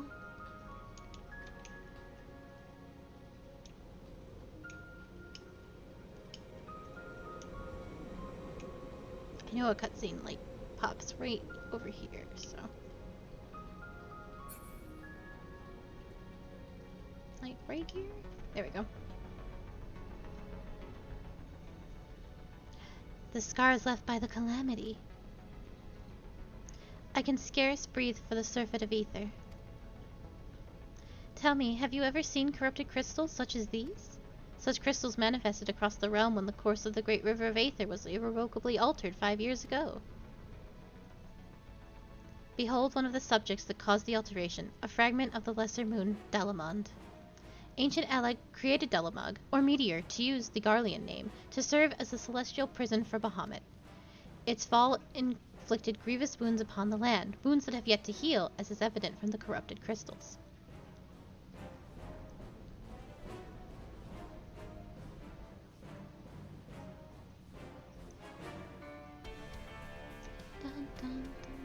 Amazing!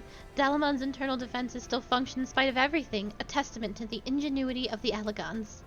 The Garleans seek to appropriate their advanced technology. I am certain of it. We are about to come face to face with secrets that have long lain buried within the sands of time. Great dangers may lie beyond, but we have come too far to turn back. The truth of the calamity is within reach.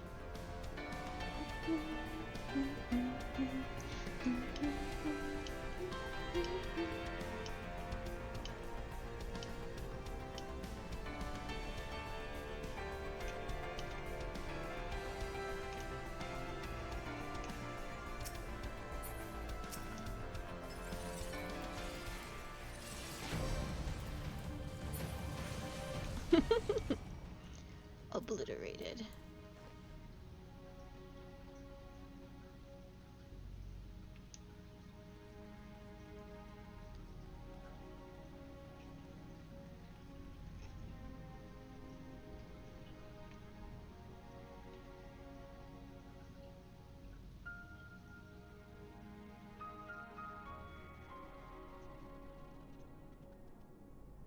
Gods preserve! Dark wings that would engulf the very heavens. These could only belong to Bahamut, the primal who laid Eorzea to waste 5 years ago. At Cartneo, my grandfather sought to imprison Bahamut anew by invoking the power of the 12. Alas, the Dreadworm proved too powerful, and he soon broke free of his confines. Yet instead of resuming the destruction he had begun, Bahamut vanished. Whether to, no one knew. Until this day. But I do not understand. If Bahamut is truly a primal, how is it that he retains his physical form? Did Grandfather defeat him, or is there some other explanation? We must press on if we are to learn the truth.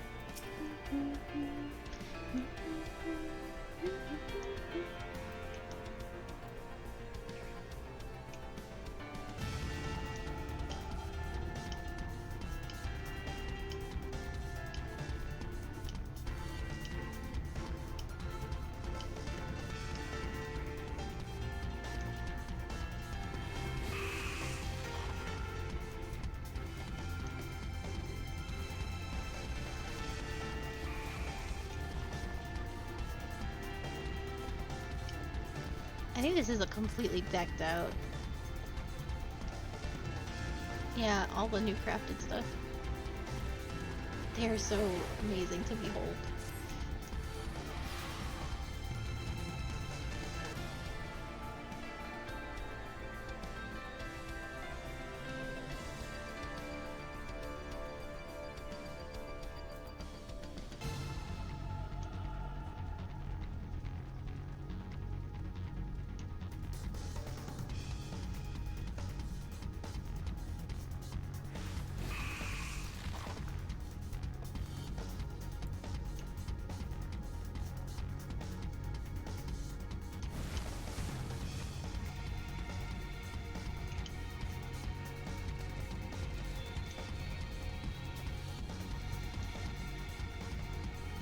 Oh, he took me to the treasure chest.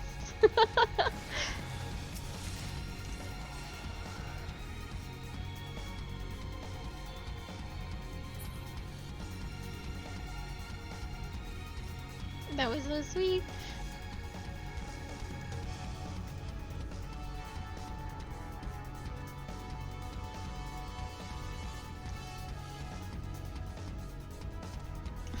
This is so funny.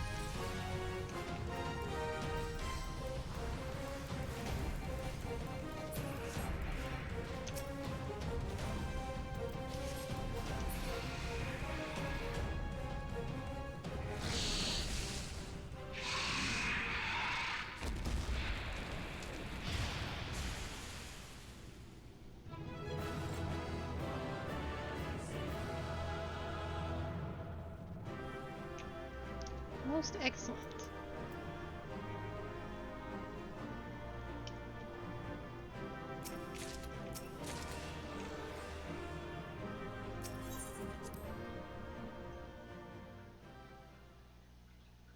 They didn't want any of the goods. Pop right into 2. Oh, I got a new ring. A ring that's better than my... Oh, it's because I accidentally have a healer ring on. Or a casting ring on. Woof.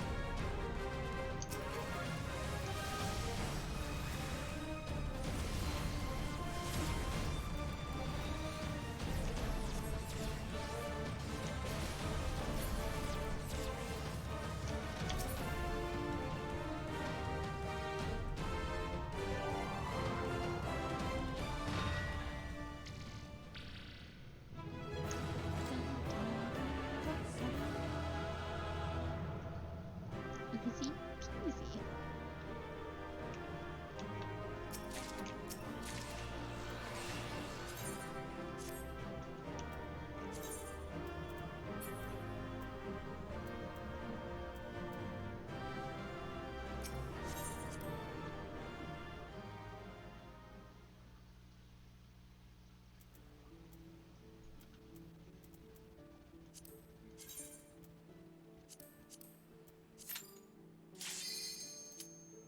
Oh, yeah, this one. This is so sweet of this red mage. I wish I could... I don't know. Give them a warm hug and say thank you for saving my stream.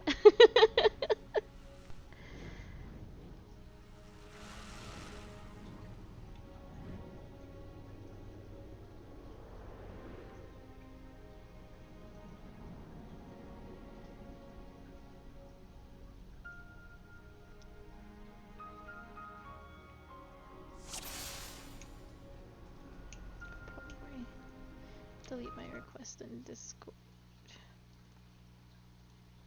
There we go, because I've got it all sorted out.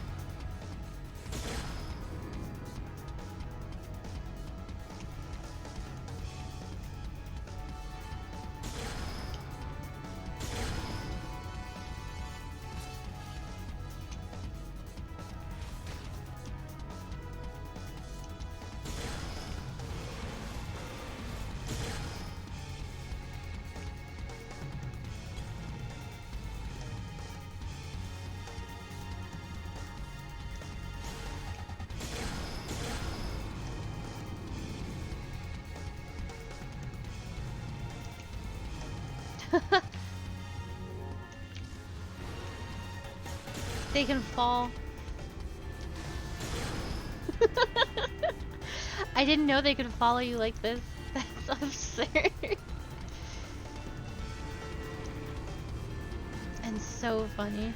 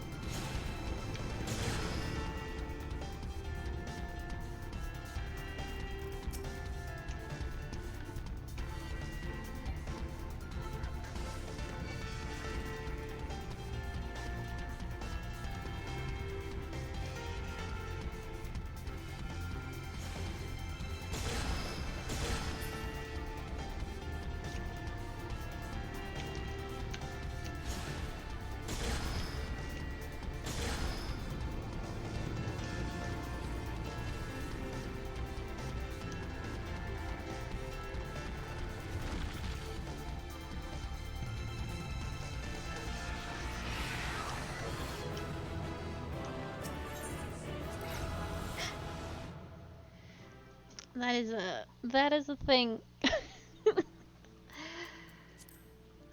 we find 4?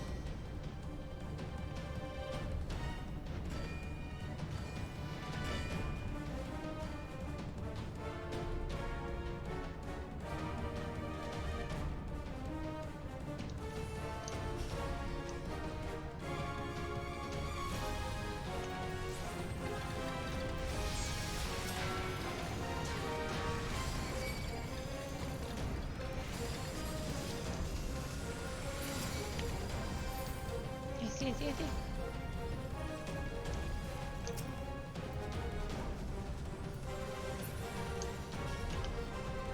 Understood.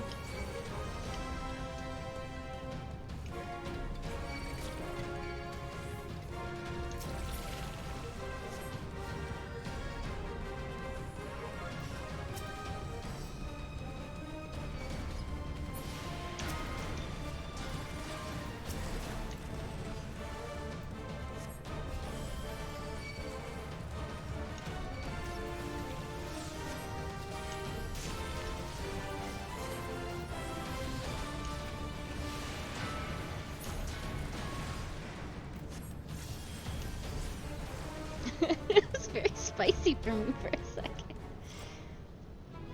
I just wanted to help, and then everything was like, oh, you shall die. You will die.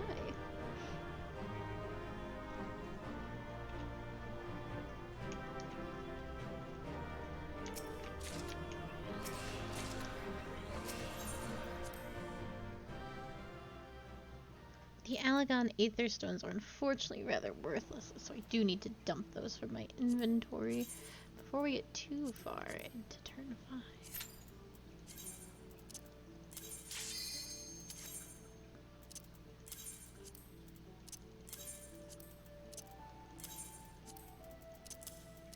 There we go.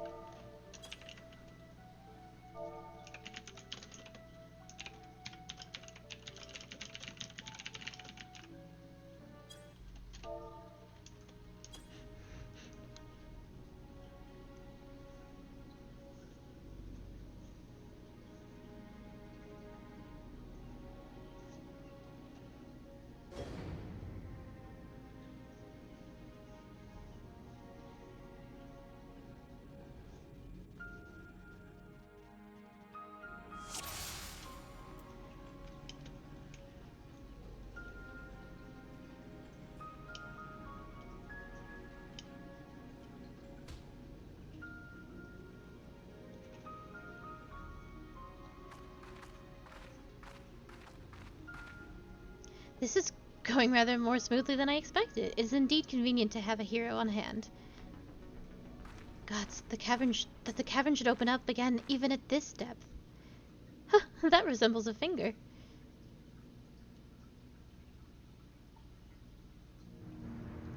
And so it should. This is Bahamut's hand. As with the wings, it seems to be frozen, and for that I count my blessings. But again, I find myself wondering how is it able to retain physical form? I had assumed that Bahamut's reversion to Aether was the cause of widespread change to the realm, but if he is still here, then that theory no longer holds. What was it that brought about the realm's regeneration? There is still so much we do not know about Carteneau. I haven't the slightest inkling how deep these caverns run, but we must continue.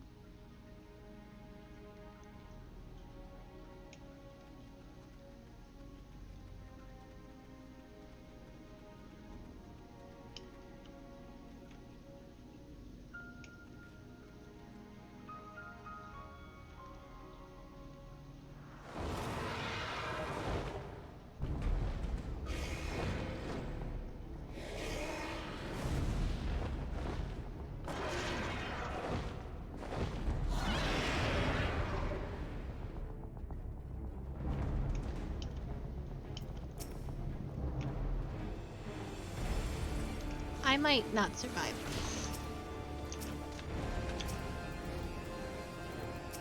In fact, I'm quite certain that I will not.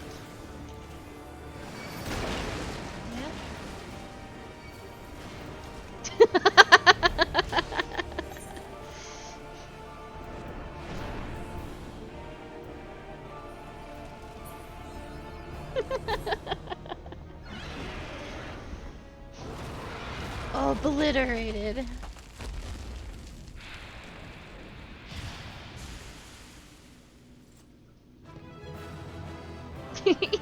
Yes, you did it.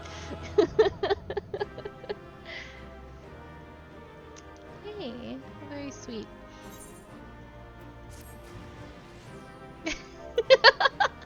Yeah, no one can see it, but it says, the red mage confirms my identity. Oh, he left already.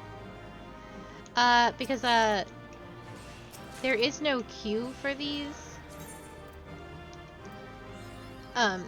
So the binding of, the Coils of Bahamut is very, before I leave here, there's only 2 of us because you can't do these dungeons in a queue. So you either have to, if you do queue for it, you have to wait for 7 other people of the roles that you need to actually also queue for it, or you need to put up a party finder and go, hey, I'd like to do this synced, and that is not something anyone wants to do usually. There was a party doing the first one synced. So if you want the story of Coils, which is actually quite important, you need to have someone run you through it, because this is not content that the game actually lets other people do.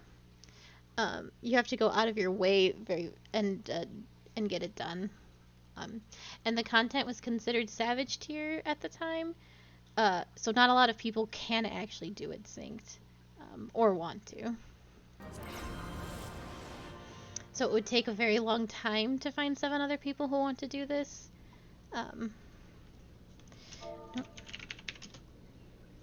Oh, no.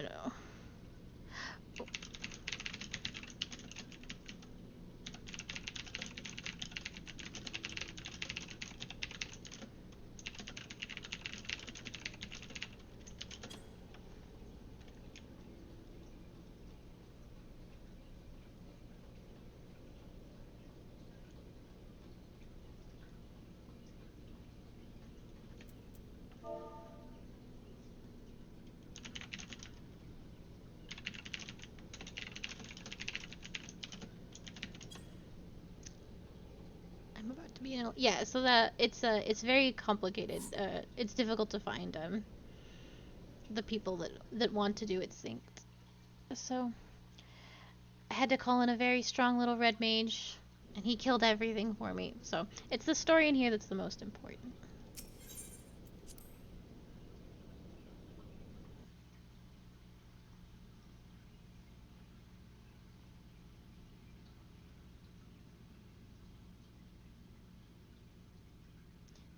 This contraption, it is used to control the saturation of aether? I suppose there is only one way to find out.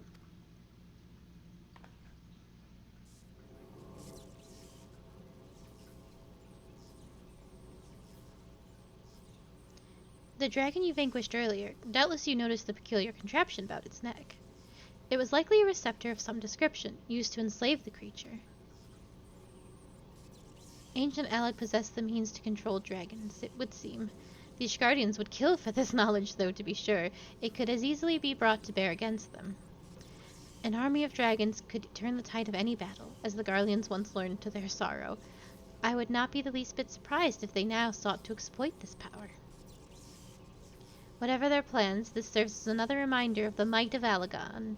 We cannot help but wonder how so advanced a civilization came to fall.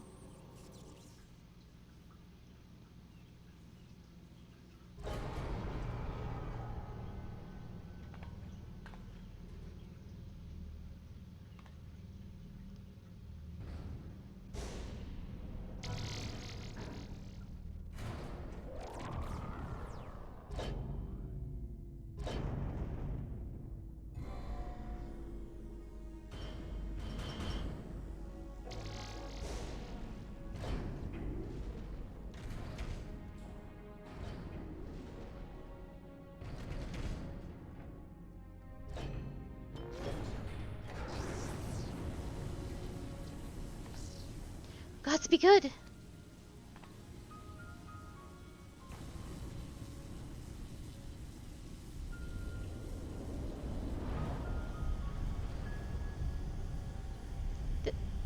This is Bahamut's head!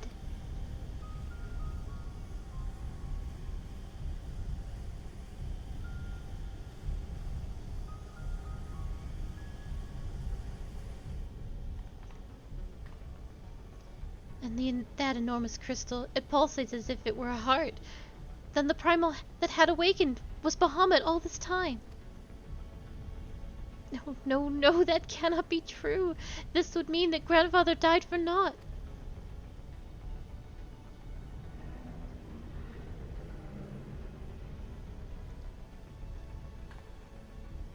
Confound it, we do not know enough to strike at it now. We must withdraw. Wait, who is that? No, it can't be.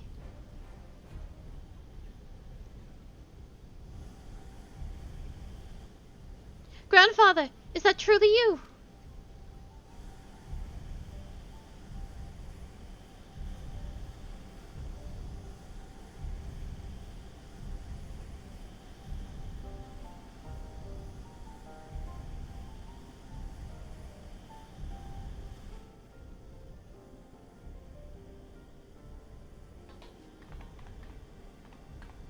No, don't leave me again, please. Grandfather!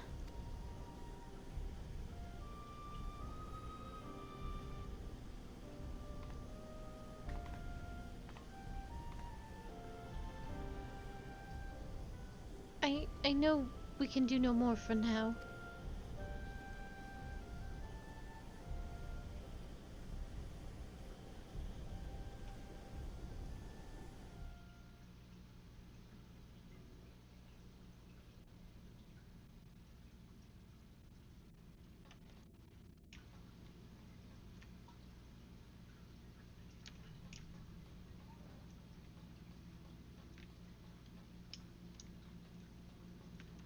How much of this room oh, it's a mystery.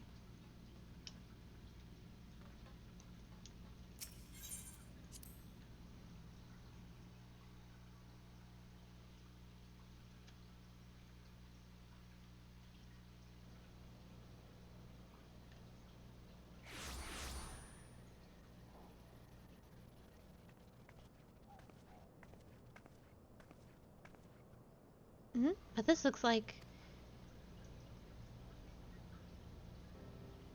How did we come to be in Northern Thanalan of all places? Oh, but such details matter little. Grandfather's alive, Akali. Bahamut did not defeat him. But why won't he return to us? I don't understand. This expedition has yielded more questions than it did answers. At any rate, we would both be better for a rest. Let us return to the waking sands and reflect upon what we have seen. Thank you, Akali. Without you, none of this would have been possible.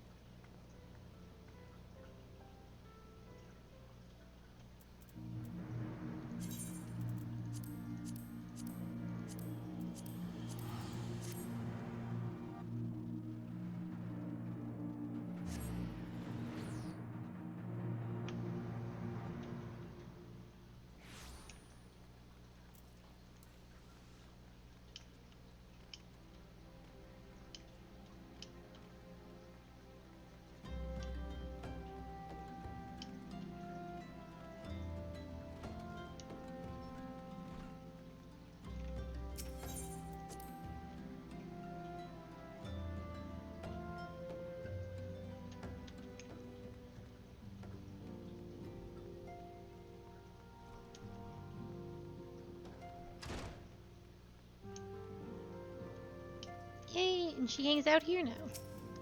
I am pleased to see you again, Akali. I have already shared the fruits of our expedition with Urianger. Let us together ponder their implications.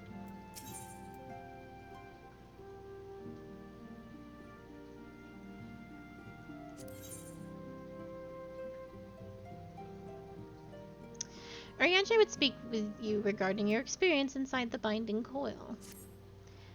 Full glad am I for thy safe return. Lady Elisée has appraised me of thy many experiences. As thou wilt doubtless be aware, Master Louisoix was my lady's grandsire. Gravely concerned was I for her safety, but 'twould seem I need not have been so. With all my heart I do thank thee for watching over her. But come, thou must speak with Mistress Elisée upon which has transpired within the binding coil. May it serve to bring us closer to the truth of the calamity.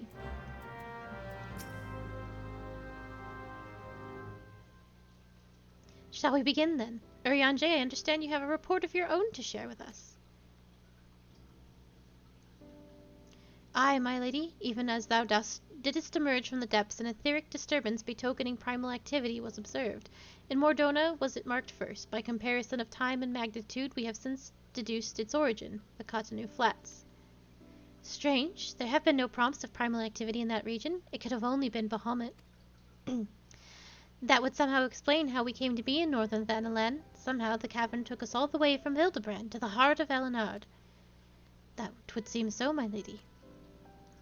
It is all but certain, then.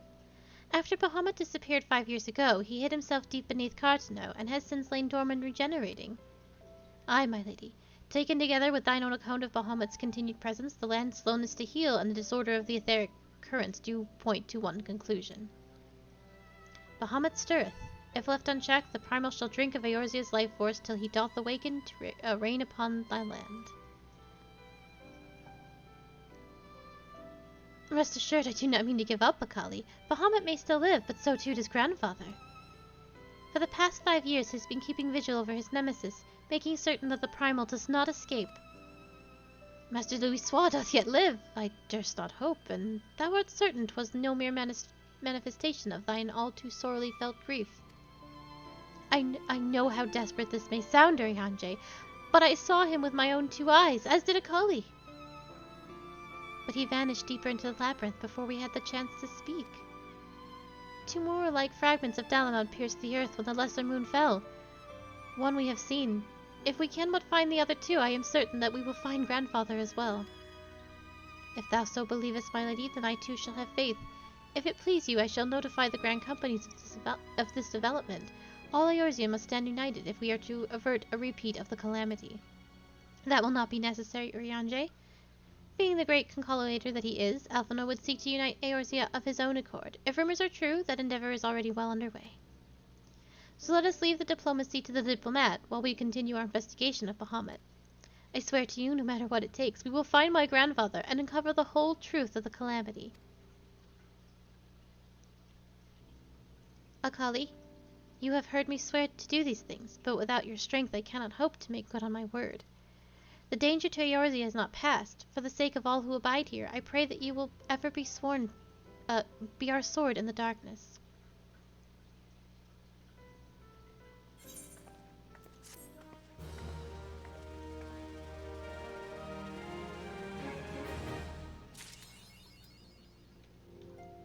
Awesome. So, that is the first part of the coils, and we will do the next part when we hit patch 5.2. 5.2. We will do there's 45 minutes left. We will do probably patch 5.1 tomorrow.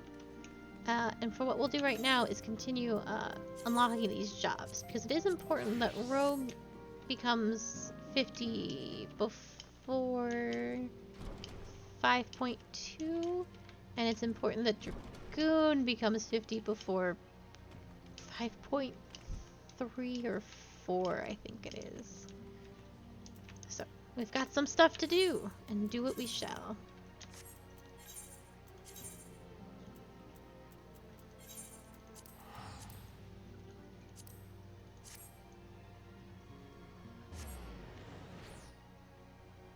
That worked out very smoothly. I am quite pleased.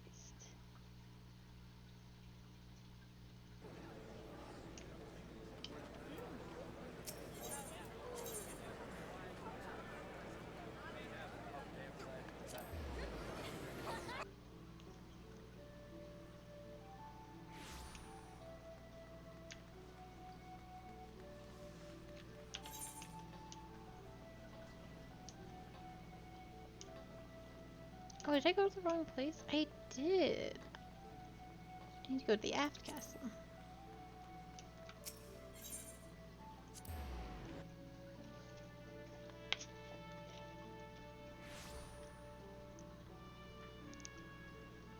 Oh.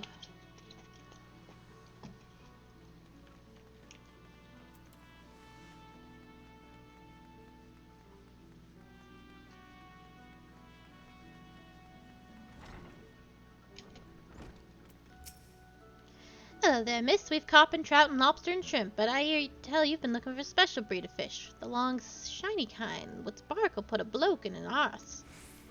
We don't sell that kind of thing here, but you might try them foreign merchants. What was they called again? The Traders of Edge. They hail from the South Sea Isles and are known for dealing in all types of nasty spitters and cutters. I would warn ye, these folks aren't one for questioning the source of their merchandise. In fact, they seem more than happy to pay for the goods, but come from below decks, so to speak. But if you're still keen to get your hands on those rare fish, then you'd best hurry. The Edge merchants what's visiting live, so looking to load up and leave the city after long. Just how he's meant to transport his goods, it remains a mystery, though. What with all the iron blades got you nursing his operation, it makes it hard for a girl to get close enough to eyeball the competition, it does. I'll be sure to keep my eye peeled on your behalf, but it might be as you can learn a little bit more from the folk around town.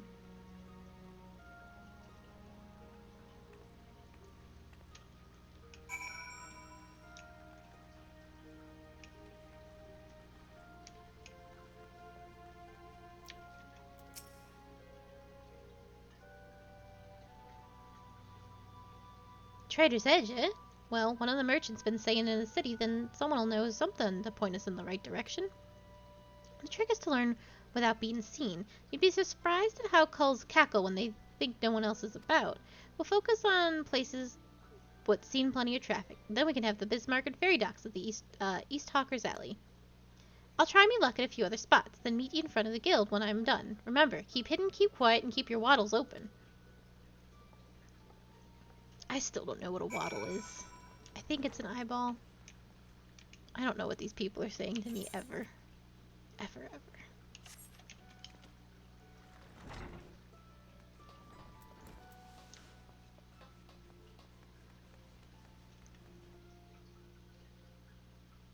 Stabbers is a blade, a knife. And fambles is your hand. Whoppers have got to be, waggles, I guess. Whatever they're calling them. Have got to be eyeballs?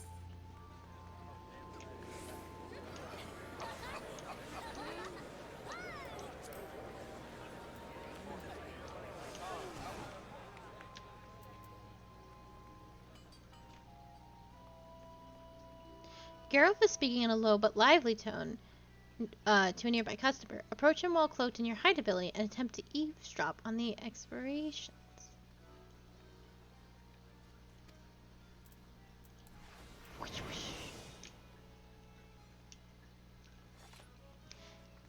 Geralt is hawking his wares to a customer.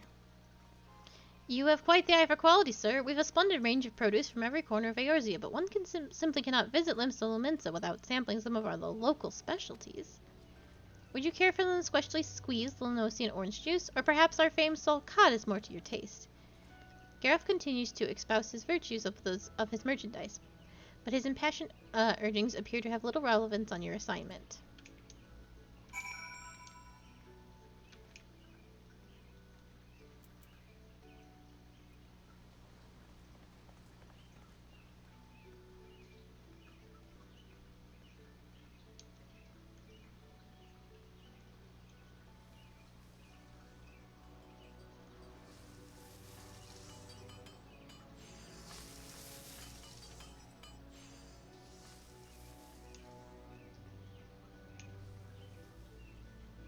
Oh, it was the only one in Hawker's Alley.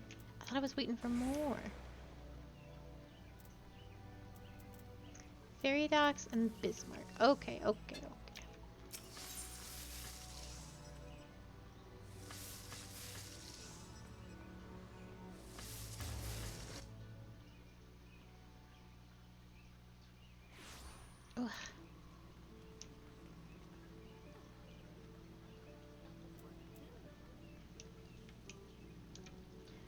Diving Dove appears to be distressed over some matter. Approach her while cloaked by your hide ability and attempt to eavesdrop on her grumblings. Diving Dove is grumbling in discontent. The sneer on that customer's face. Does he think I can command the skillets to cook more swiftly just to meet his pressing departure schedule? I don't know how things are done in the South Seas, but here in Limsa folk appreciate that fine cuisine cannot be rushed. Come now, Dove, you must not spill all the patrons. Now, what was the next on my list? Another finger sandwich for the dutiful sisters. Someone there must be rather fond of eggs. Oh. Jock ordered another one.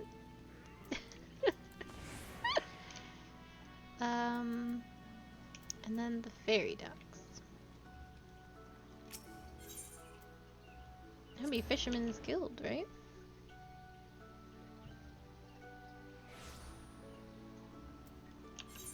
Yep.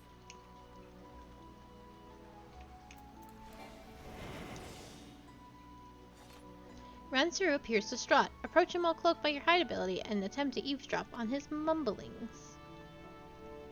Ranceru is mumbling anxiously to himself. Curse my sense of duty. Would that I had stayed at the wench for that extra pint instead of returning early. I didn't ask to see anyone being bribed, and certainly not my relief pilot. I wonder what that merchant was about. Smuggling? Most likely. Should I report this to the Yellow Jackets? What if I'm being watched? I could end up face down in the harbor.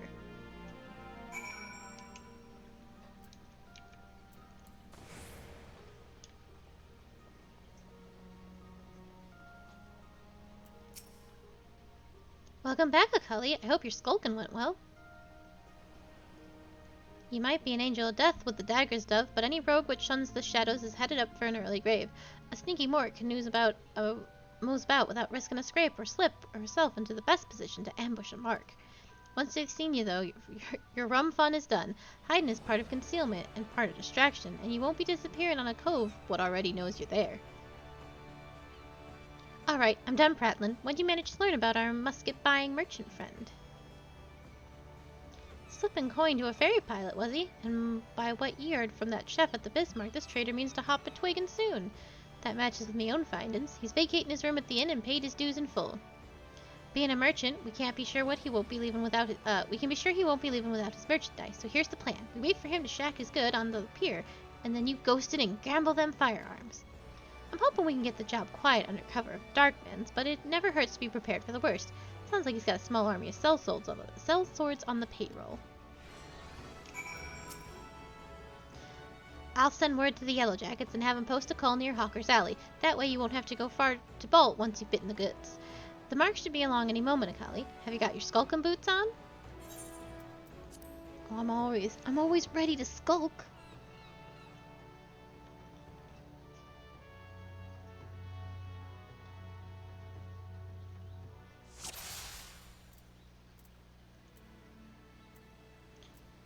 I spotted the mark at the end of the pier. Sneak over there and lighten his load.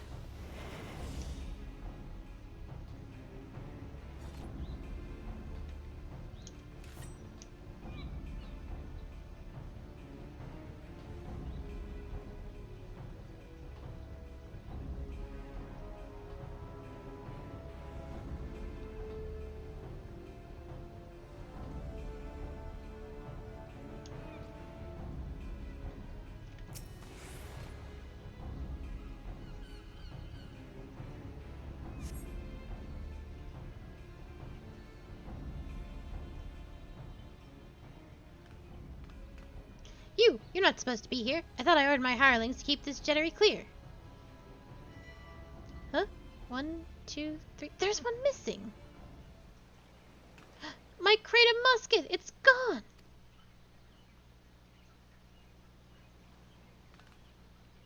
Thief! Stop her, you useless sluggards! What am I paying you for?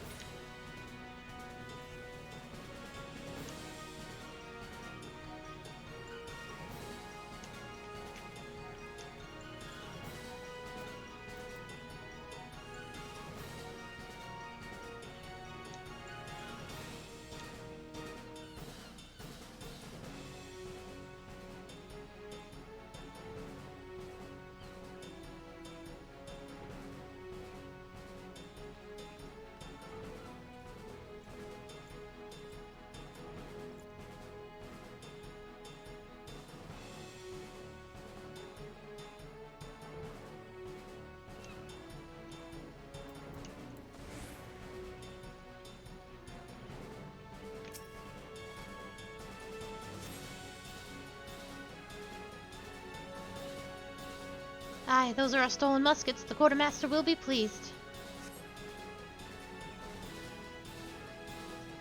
Easy peasy.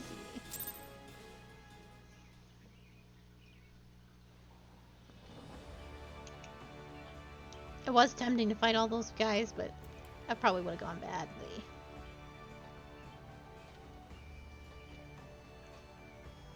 There's a bird outside my window right now that is going buck wild with the tweeting. Absolutely. Little Twitter-pated little fella.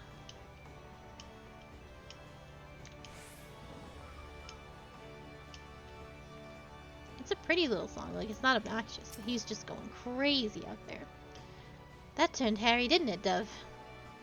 Once you reach the Yellow Jackets, though, that merchant called off his blades, wise enough to cut his losses, I'll give him that. I'd say we're all done here. Let's head inside and tell Jacques the Bene news.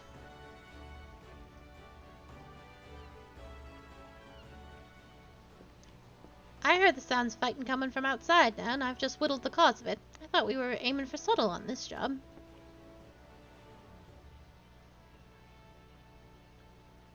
So many swads, was there? But you got the Yellow Jackets what they wanted, so all's well that ends well, eh? You're on your way to becoming a first-class rogue, Kali. Aye, the job didn't unfold exactly as planned, but do you see the value of keeping out of sight? Skulking might seem slow, but it can save you time and a fair amount of bleeding in the long run. And speaking of unexpected developments, I got a bit of bad news for you, Vikabe. I've searched high and low, but it seems some unprincipled cove has yaffled your sandwich. There was naught but crumbs to be found. My sandwich! It was a Bismarck special. Do you know how much I was looking forward to that meal? My belly's about ready to cave in on itself. 'Tis a tragedy of the highest order, love, and you know I can't bear to see me rogues in such distress. So I gave Underfoot a special assignment. He should be back any moment now. With a freshly made Bismarck special finger sandwich. You did that for me? You're not japing with me, are you, Jack? It ain't no japing matter. 'Tis the guildmaster's responsibility to see that all his coves and morts are at their best for the job. Ah, Jacques, there you are. I got the sandwich he ordered. And didn't the chef give me a waddleful when I said we was in a hurry? Maybe next time you should think twice before you yaffle your rogue sup. Oh, bollocks.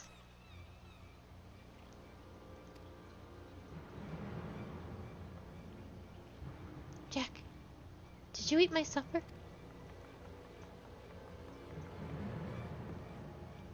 Now, lass, let's not be hasty. There's a fresh sandwich right here for ye. No harm done, eh? You've cloyed something what belonged to me, Jacques, and I can't ignore the code. The code? We mustn't ignore the code. You're having a laugh, aren't you, lass? Lass? Ah!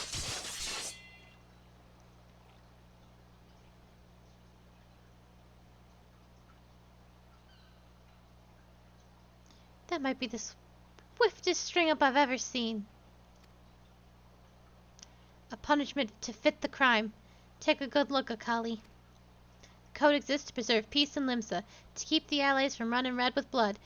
This city's me home, and I'll draw daggers on any cove fool enough to threaten that peace.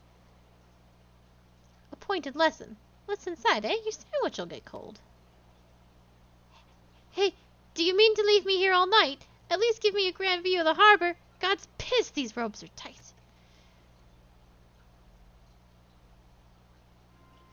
And now we find ourselves indebted to the Rogues Guild. The Rogues Guild!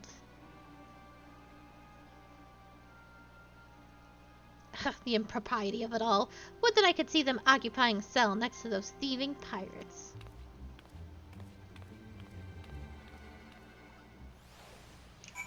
Well, Jacques dead. Forever, I guess. Goodbye, Jacques. Goodbye forever.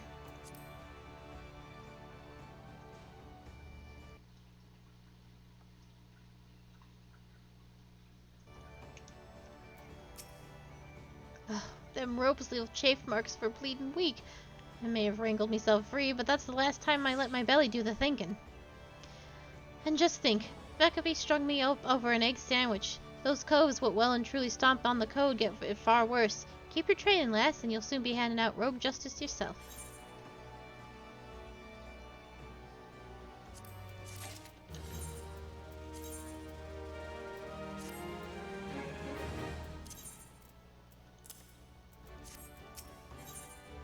Jacques wishes to bring you in on a tricky assignment. Collie, just the more I was hoping to see. We have some nasty trouble brewing. The client's on his way, so sit tight and pay attention. I'm calling Underfoot and the Stray on this as well. It'll be a little rogue family reunion.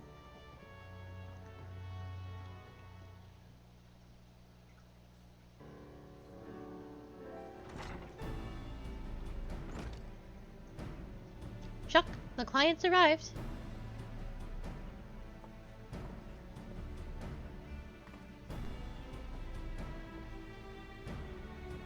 Our guest here came from the Maelstrom Command with confidential orders direct from the Admiral herself, so you know this won't be a simple job.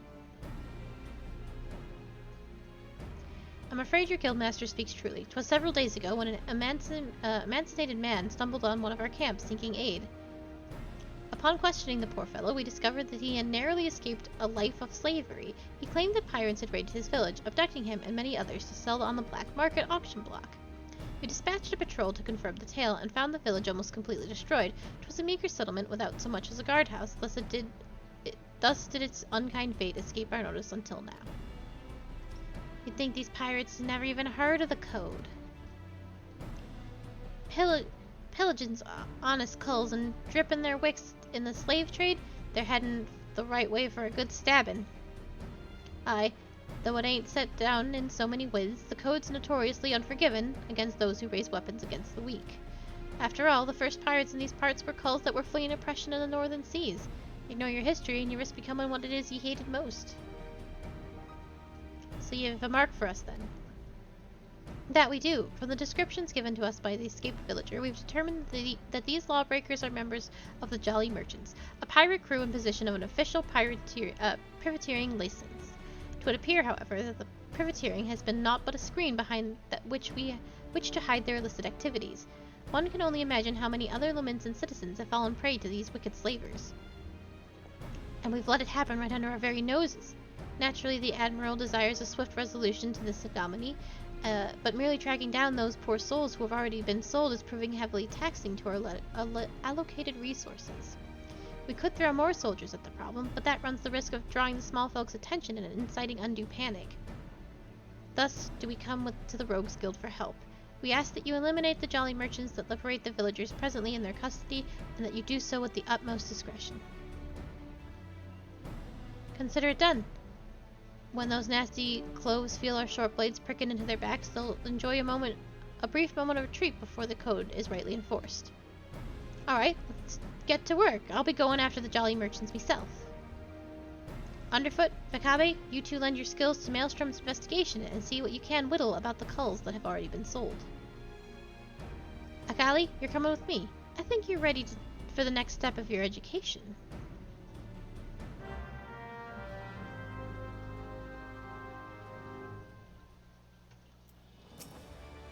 Shall we get after those slave and cutthroats, then?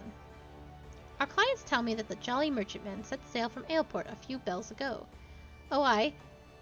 They might even board an Imperial ship or two, but that's some mummery they're putting up just to amuse the Admiral's swads. I reckon the rest of the crew'd be back on land looking to snap the shackles of a free herd of chattel, and just to prove me theory right, one of them jolly bastards got himself spotted creeping up the Ruffermans in Lower Lanosia. There's been a cover over at the Moray docks by the name of Swansford that'll likely know the full story. He's more of a shipwright than a rogue these days, but he keeps his gazes keen for the guild. Head over and have yourself a prattle, and I'll join you soon like.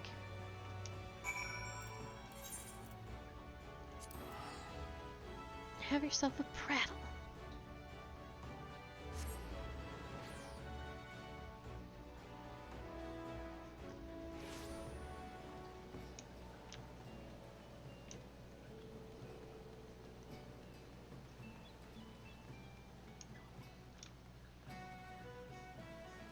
Gosh, it looks super cute.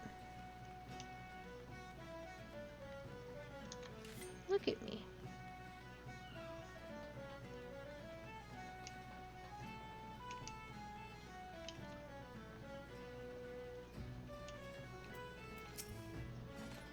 I know what you are. What can old Swarswant do for you?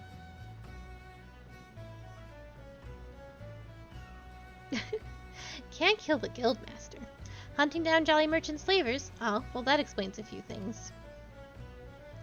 I was keeping an eye on the bustle about the dry docks. You see, when I spied an odd trio off in the distance, the rough-looking sod was one of your pirates, I'd say, was prodding along with another bloke and his poor skinny lass. I've seen whipped curs less miserable than the two being herded.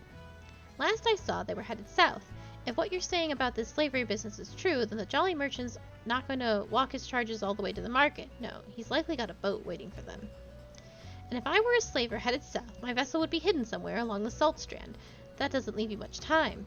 You said Jacques was on his way, yes? Well, then you'd best go ahead, and I'll point him in the direction once he gets here.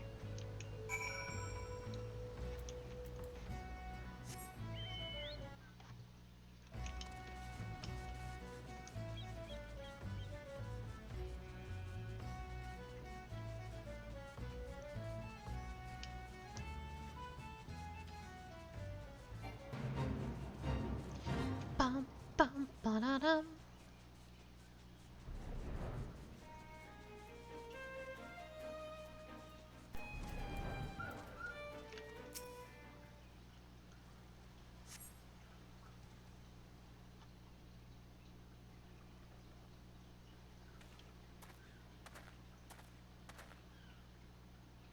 Swanson came through for us, eh? Now what do we got here? This one looks a charmer.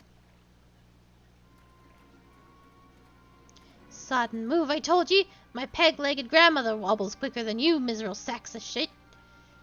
Or maybe you need another thrashing, is that it? You already forgot what happens when you try me generous patience? I'm sorry, please, no more beatings. We walked as fast as we could, but we need food and water. Then get in the boat and shut your traps. You'll get fed when we reach the other side. The other side? Where are you taking us? Are you challenging me or just plain daft? I told you to keep your bleating mouth shut. I'm sorry. I didn't mean to.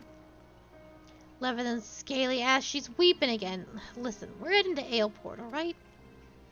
That's where me and my shipmates gather to stock of the merchandise and decide what gets sold where.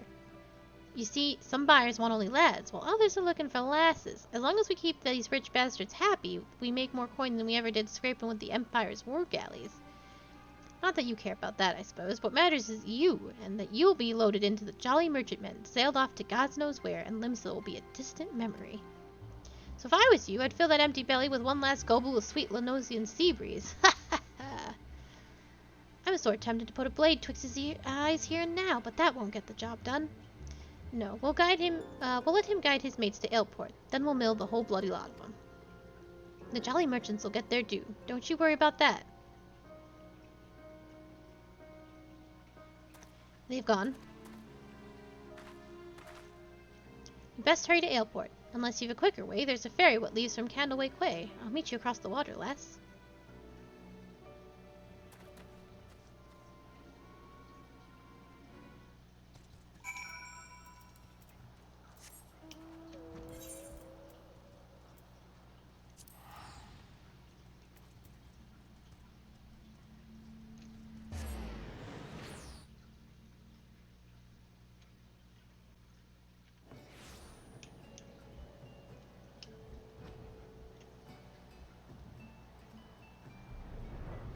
Hope nobody notices me on my giant whale.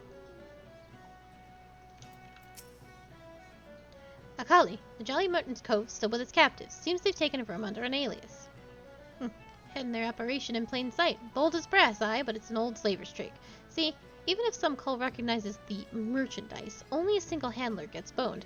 The rest of the crew just whistles innocent like, while their mate is marched off to the Cry Crockles. And you can bet they've threatened bloody murder for any prisoner that raises a hue and cry. Patience, thou lass. We'll just wait until we're sure all these blackguards arrived. Meanwhile, you better sharpen your stabbers. We have a busy night ahead of us. Ready for the job, then? Once the old Molly merchants are here, we'll ambush the sods and set the captives free.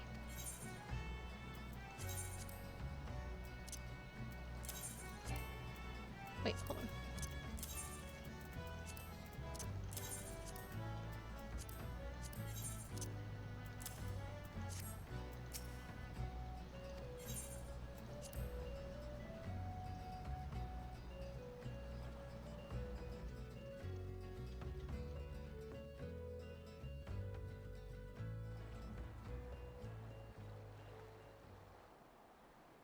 That ought to be long enough. We'll just have to hope there ain't any stragglers.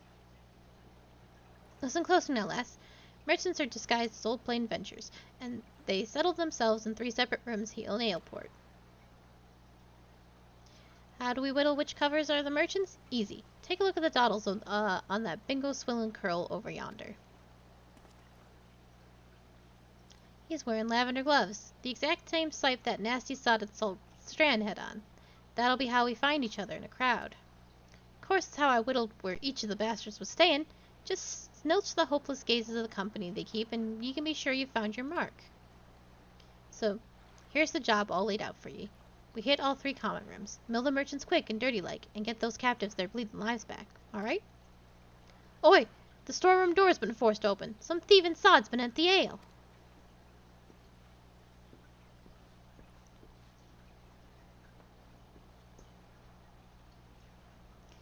Well, they can't have gotten far. Better get the lads and do a sweep of the port. Ugh, that was the merchant cove gulping pilfered ale. You'd think they'd be doing their best not to draw attention to themselves, all things considered. Bloody oafs. And now we've got a sworn yellow jackets buzzing about, looking for blood. If they spot us wandering around in the darkmans, I have a feeling they'll axe first and ask questions later. It'd be best then if the patrols never knew we was here. We slip as sneaky as we can into each of the common rooms and use them telltale lavender gloves to identify our marks. There's innocent coals in there, as we mind, so let's try not to stab any that don't deserve it, eh? I'm thinking we should head out one at a time to better avoid them yellow jackets, so I'll take the lead. So I'll let ye take the lead. After ye, Collie.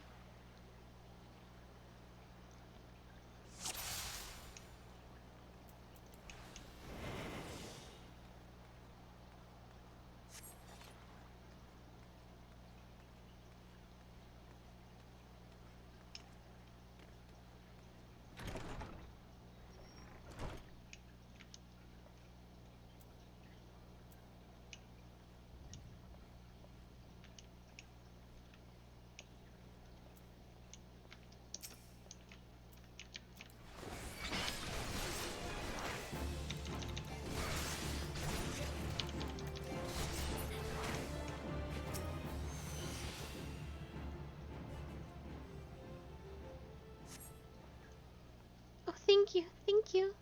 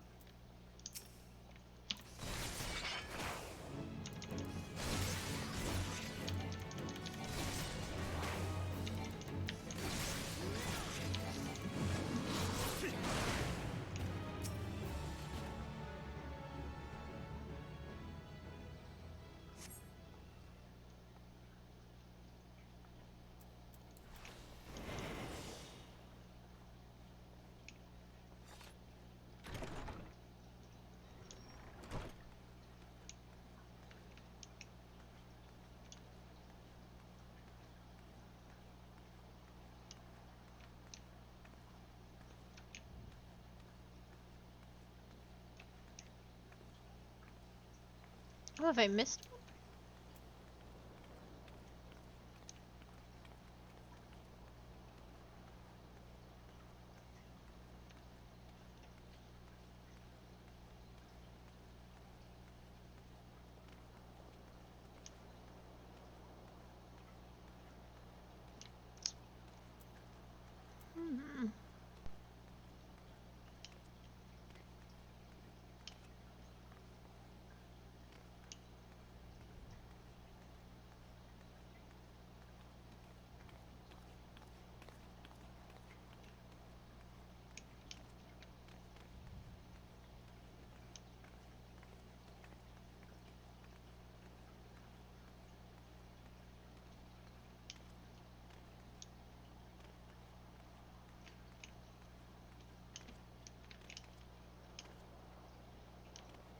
I did miss a room somehow.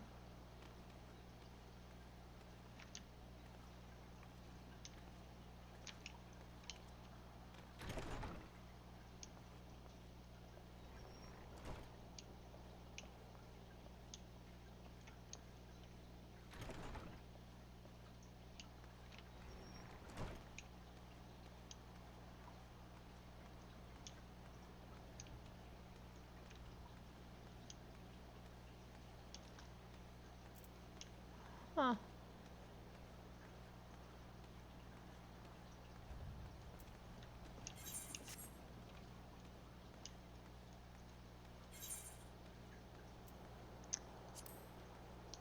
Is it over there? I've only ever known the in rooms to be over here. It does not seem...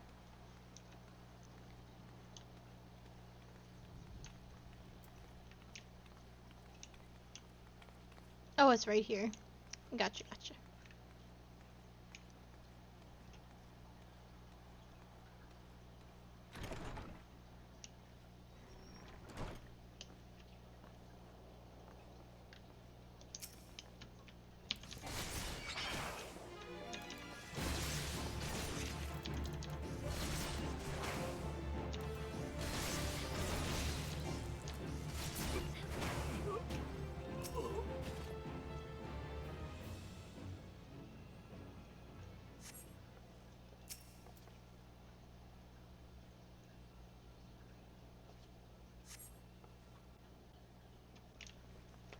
Oh shit, he scared the shit out of me. That looks to be the last of them. I didn't even need my help. Well, back into the shadows, lass. Hands off the merchandise. Ain't no one cuts into our profits.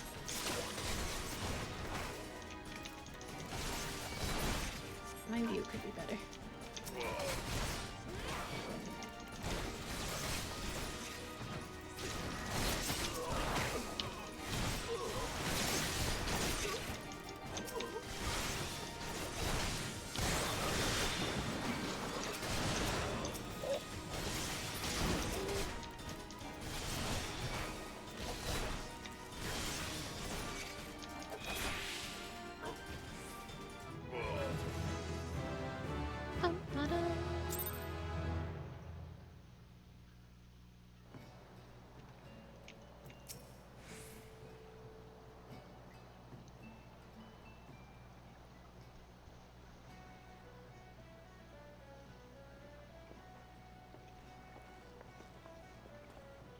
Not a bad night's work, eh, Akali?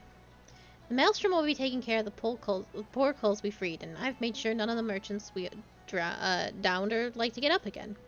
As for the Jolly Merchant Man, well, her crew can expect a visit from the Admiral's finest galleys, and it won't be for tea and crumpets on the poop deck. Right, me natty lass, our part in this is done. Time to head back to the sisters. Oh, excuse me, are you the ones that freed us? Aye, was there something else we could do for you, miss? The Maelstrom squads take you home, if that's what you're worried about. Oh no, I just wanted to thank you. If I may, there was one other thing I wished to tell you. Moments before you rescued me, the dreadful pirate was muttering into his cups. 'Twas something about another raiding party that hadn't made it back yet. I beg your pardon. It seems they'd been hunting slaves in western Lanosia, and being so close to Aleport, our captor assumed that we were out rounding up chattel until the last bell. I just couldn't bear the thought of anyone else suffering as I have. Please, is there naught you can do? There certainly is, miss, but just get yourself home safely and leave the stray pack of jackals to us. I will pray for your success. Thank you again. So much for savoring a victory pint. I'll send word of this development to Underfoot and the Stray. We've some more in trade for the last of these jolly merchants. By the by, how's your throwing arm, Akali? I think it's time I learned you how to fling a proper blade. When you're out and open with Ruffmans, and you often find yourself needing to sting from a cove or from a distance. I'm sure a cranny lass like yourself will figure out all sorts of uses for well thrown a dagger. Just keep in mind for when we hunt down the rest of them slavers. Da, da, da.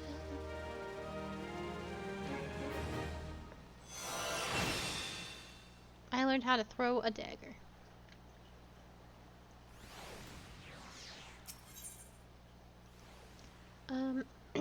Jock is determined to track down the remnants of the Jolly Merchants. Those last few Jolly Merchant bastards must be camped out somewhere in western Lanosia. Now, if I was black-blooded gill, grub, and slaver, where would I be hiding?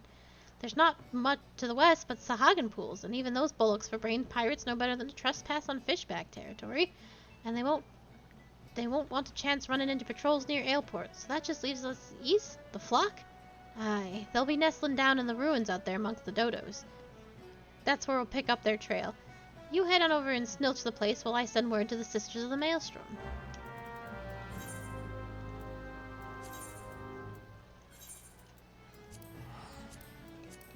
We'll finish this up and then call it here.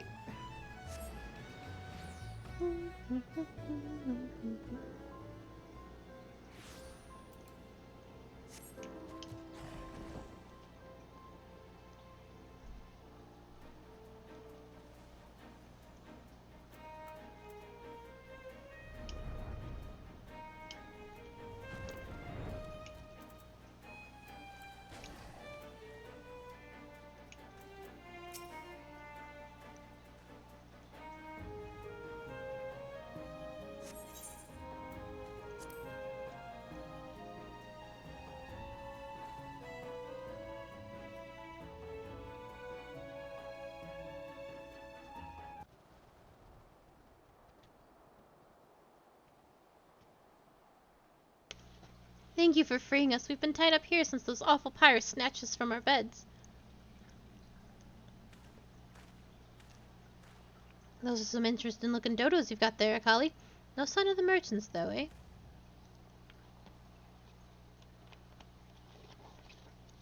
Their leader mentioned heading over to Ailport. He said something about there being no signal, and that was a signal that something was wrong. They just left us hobbled here like lambs for the market. One of them japed about keeping the meat unsullied in case there was trouble. Pray, let us flee this place before they return. And who are you to just sidle in and set loose on our Ardwood prizes, hmm?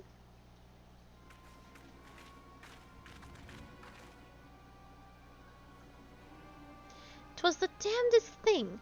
We had half a crew logged in Ailport, and not one of 'em survived the night. Done in by a couple of sneaky curs what favored the short blades, they say. I'm supposing that was you two. Seems you've a bone to pick with our choice of trade. I can't say I've much use for slavers, except on a place to bury me knives. And I wouldn't bother yourself with waiting on your ship to come back, neither. Jolly merchants are done for. You have the right of it, lad. But then you wouldn't know what kind of coin 3 healthy slaves like them ones brings. I've a new ship and a new crew before a single moon has passed. And you hear that, chattel? You're worth a shining bloody fortune, and you've me to thank for helping you learn your true worth. Ignore this bleating sod, in fact. Why don't you step back a ways?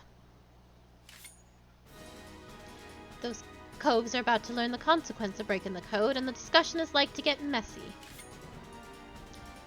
Did you not think we'd come for ye? You can try and stifle your victim's screams in the darkness, but the shadows are always listening.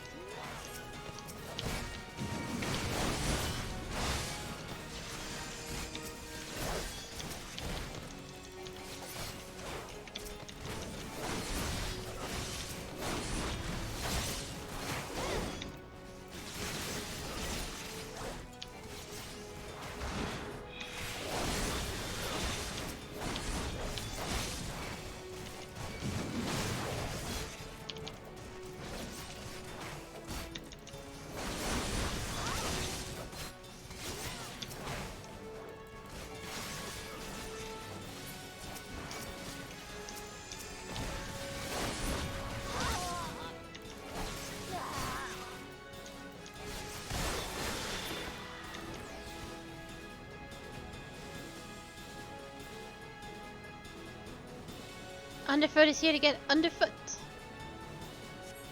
You guys are way too late. Or at least I would if there was any bugger left standing. That's a fine pillar of horns. There's not for us to do.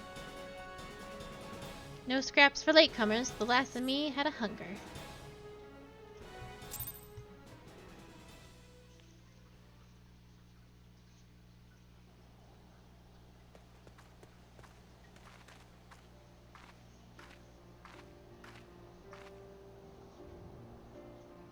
Thank you. I shudder to think what horrid fate had awaited us if you had not helped us to escape.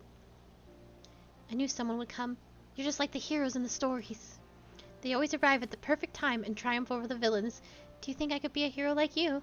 I know I could be brave and strong too. I just know it. You don't want to be like me, lad. Listen now. Me and those coves there, we're the only ones what the scary folk are afraid of. And that's because we keep to the rules for the world they live in. We don't much care if you shirk your chores or get into fights. But if you ever break the code and betray your mates, that's what won't come after you, no matter how far you run or how well you hide.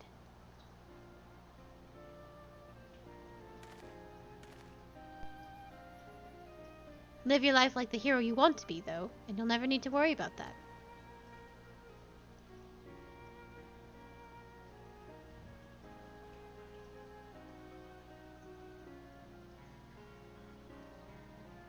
Aye, you two can stubble it and all.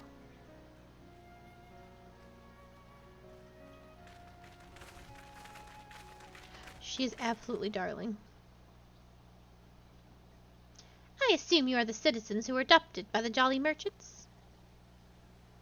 I am Captain Milia of the Yellow Jackets. Maelstrom Command has entrusted me with conducting you to safety.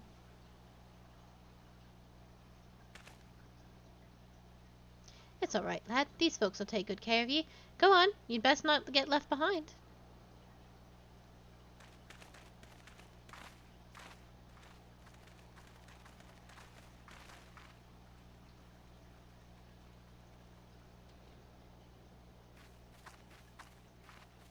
Was there aught else, Captain? Word on a new job? A job? From me? For you? How patently absurd. Why, I'd rather hire a sewer rat to mind my larder. Was it during one of your jobs that you turned Aleport into a slaughterhouse? What dark age is this that we must employ assassins to enforce the law? It is this continued dalliance with underworld miscreants such as you that prevents some Salomensa from ever fully expunging the stain of piratical infection.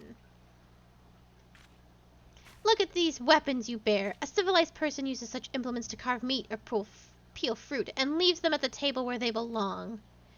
Do you perhaps clutch them twixt your teeth as you swing over the rails of the pirates you hunt? Our fair city has no place for those who refuse to abandon the brutish ways of the past. The only champions of justice in this nation requires are the valiant and forthright soldiers of the Yellow Jackets.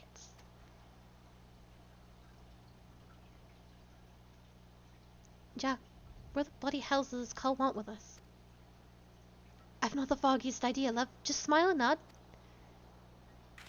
I've not come here to be patronized. I've come to put a decisive end to piracy in all forms. Consider this visit a gauntlet thrown in the collective feet of the Rogues Guild.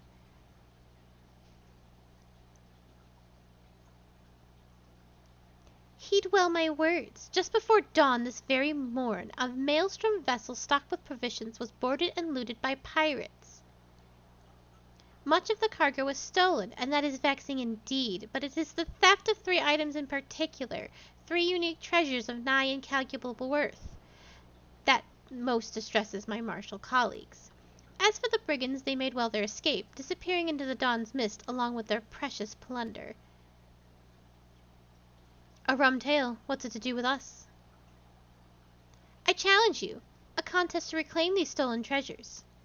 Should my Yellow Jackets and I succeed in retrieving the greater share, I shall formally propose the abolition of the Rogues Guild. Upon review of your achievements, the Admiral will surely concede that the unscrupulous institution has outlived its usefulness. Blow it out your waddle. I have better ways to spend me time. Oh, do you now? The incident constitutes a theft against the nation of Limsa. Does that not violate your beloved code? If I am not mistaken, you have no choice but to rise to the occasion, unless of course you mean to slink back into your hole and abandon the fundamental precepts of your duty. Alright, you scratching shrew. You've made your bloody point, and you'll be sorry that you did, I promise you that. Your paltry promises amount to naught in the face of my conviction. I shall not rest till Limsa is free of every last buccaneer, scoundrel, and shadow-dwelling ne'er-do-well. Anyway, I love her. She is very rude. What now, Jacques? For right now, we head back to the sisters.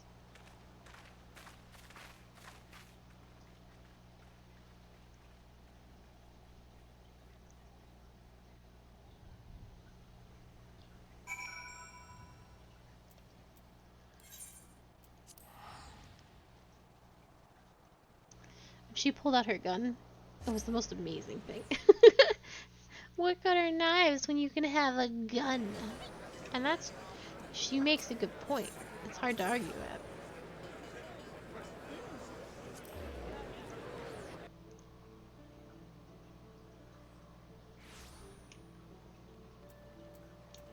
I'm going to the Fisherman's Guild for whatever reason.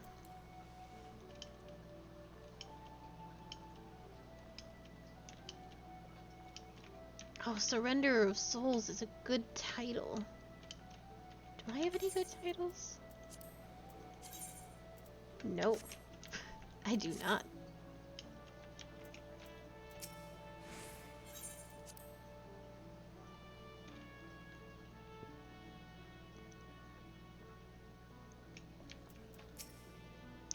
For a wee lass, that Mally's got some bullocks, and it seems she's well done with aught that whiffs of pirate stock.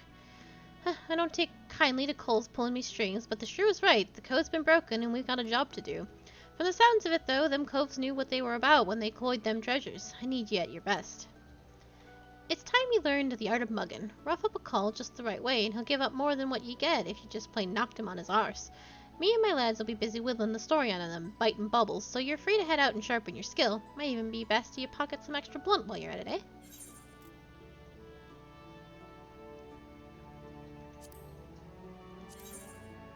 I've got level 12 shoes.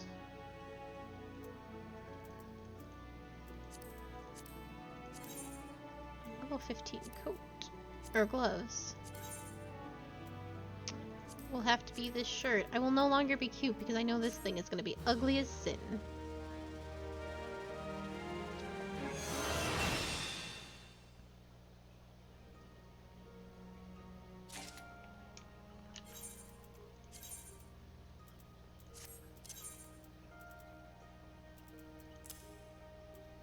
Well, it's not bad. It's very pink. Or like salmon colored.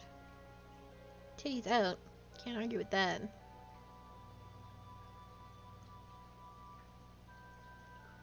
Alrighty. That is going to have to be it for me today. We will finish up some of this rogue stuff. Hopefully, I wonder if I can bump us up to 90. Or, not 90.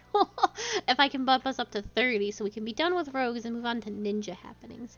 And we'll finish up some of the other quest lines that I have not done. I'll make that raptor meet in my spare time. And we'll start 2 point. I'm a million miles ahead. Expansions away from where I currently am. We will start expansion or patch 2.1 tomorrow as well. I will be back at 5 p.m. EST if you would like to see that. Thank you so very, very much for being here. I appreciate it a great deal.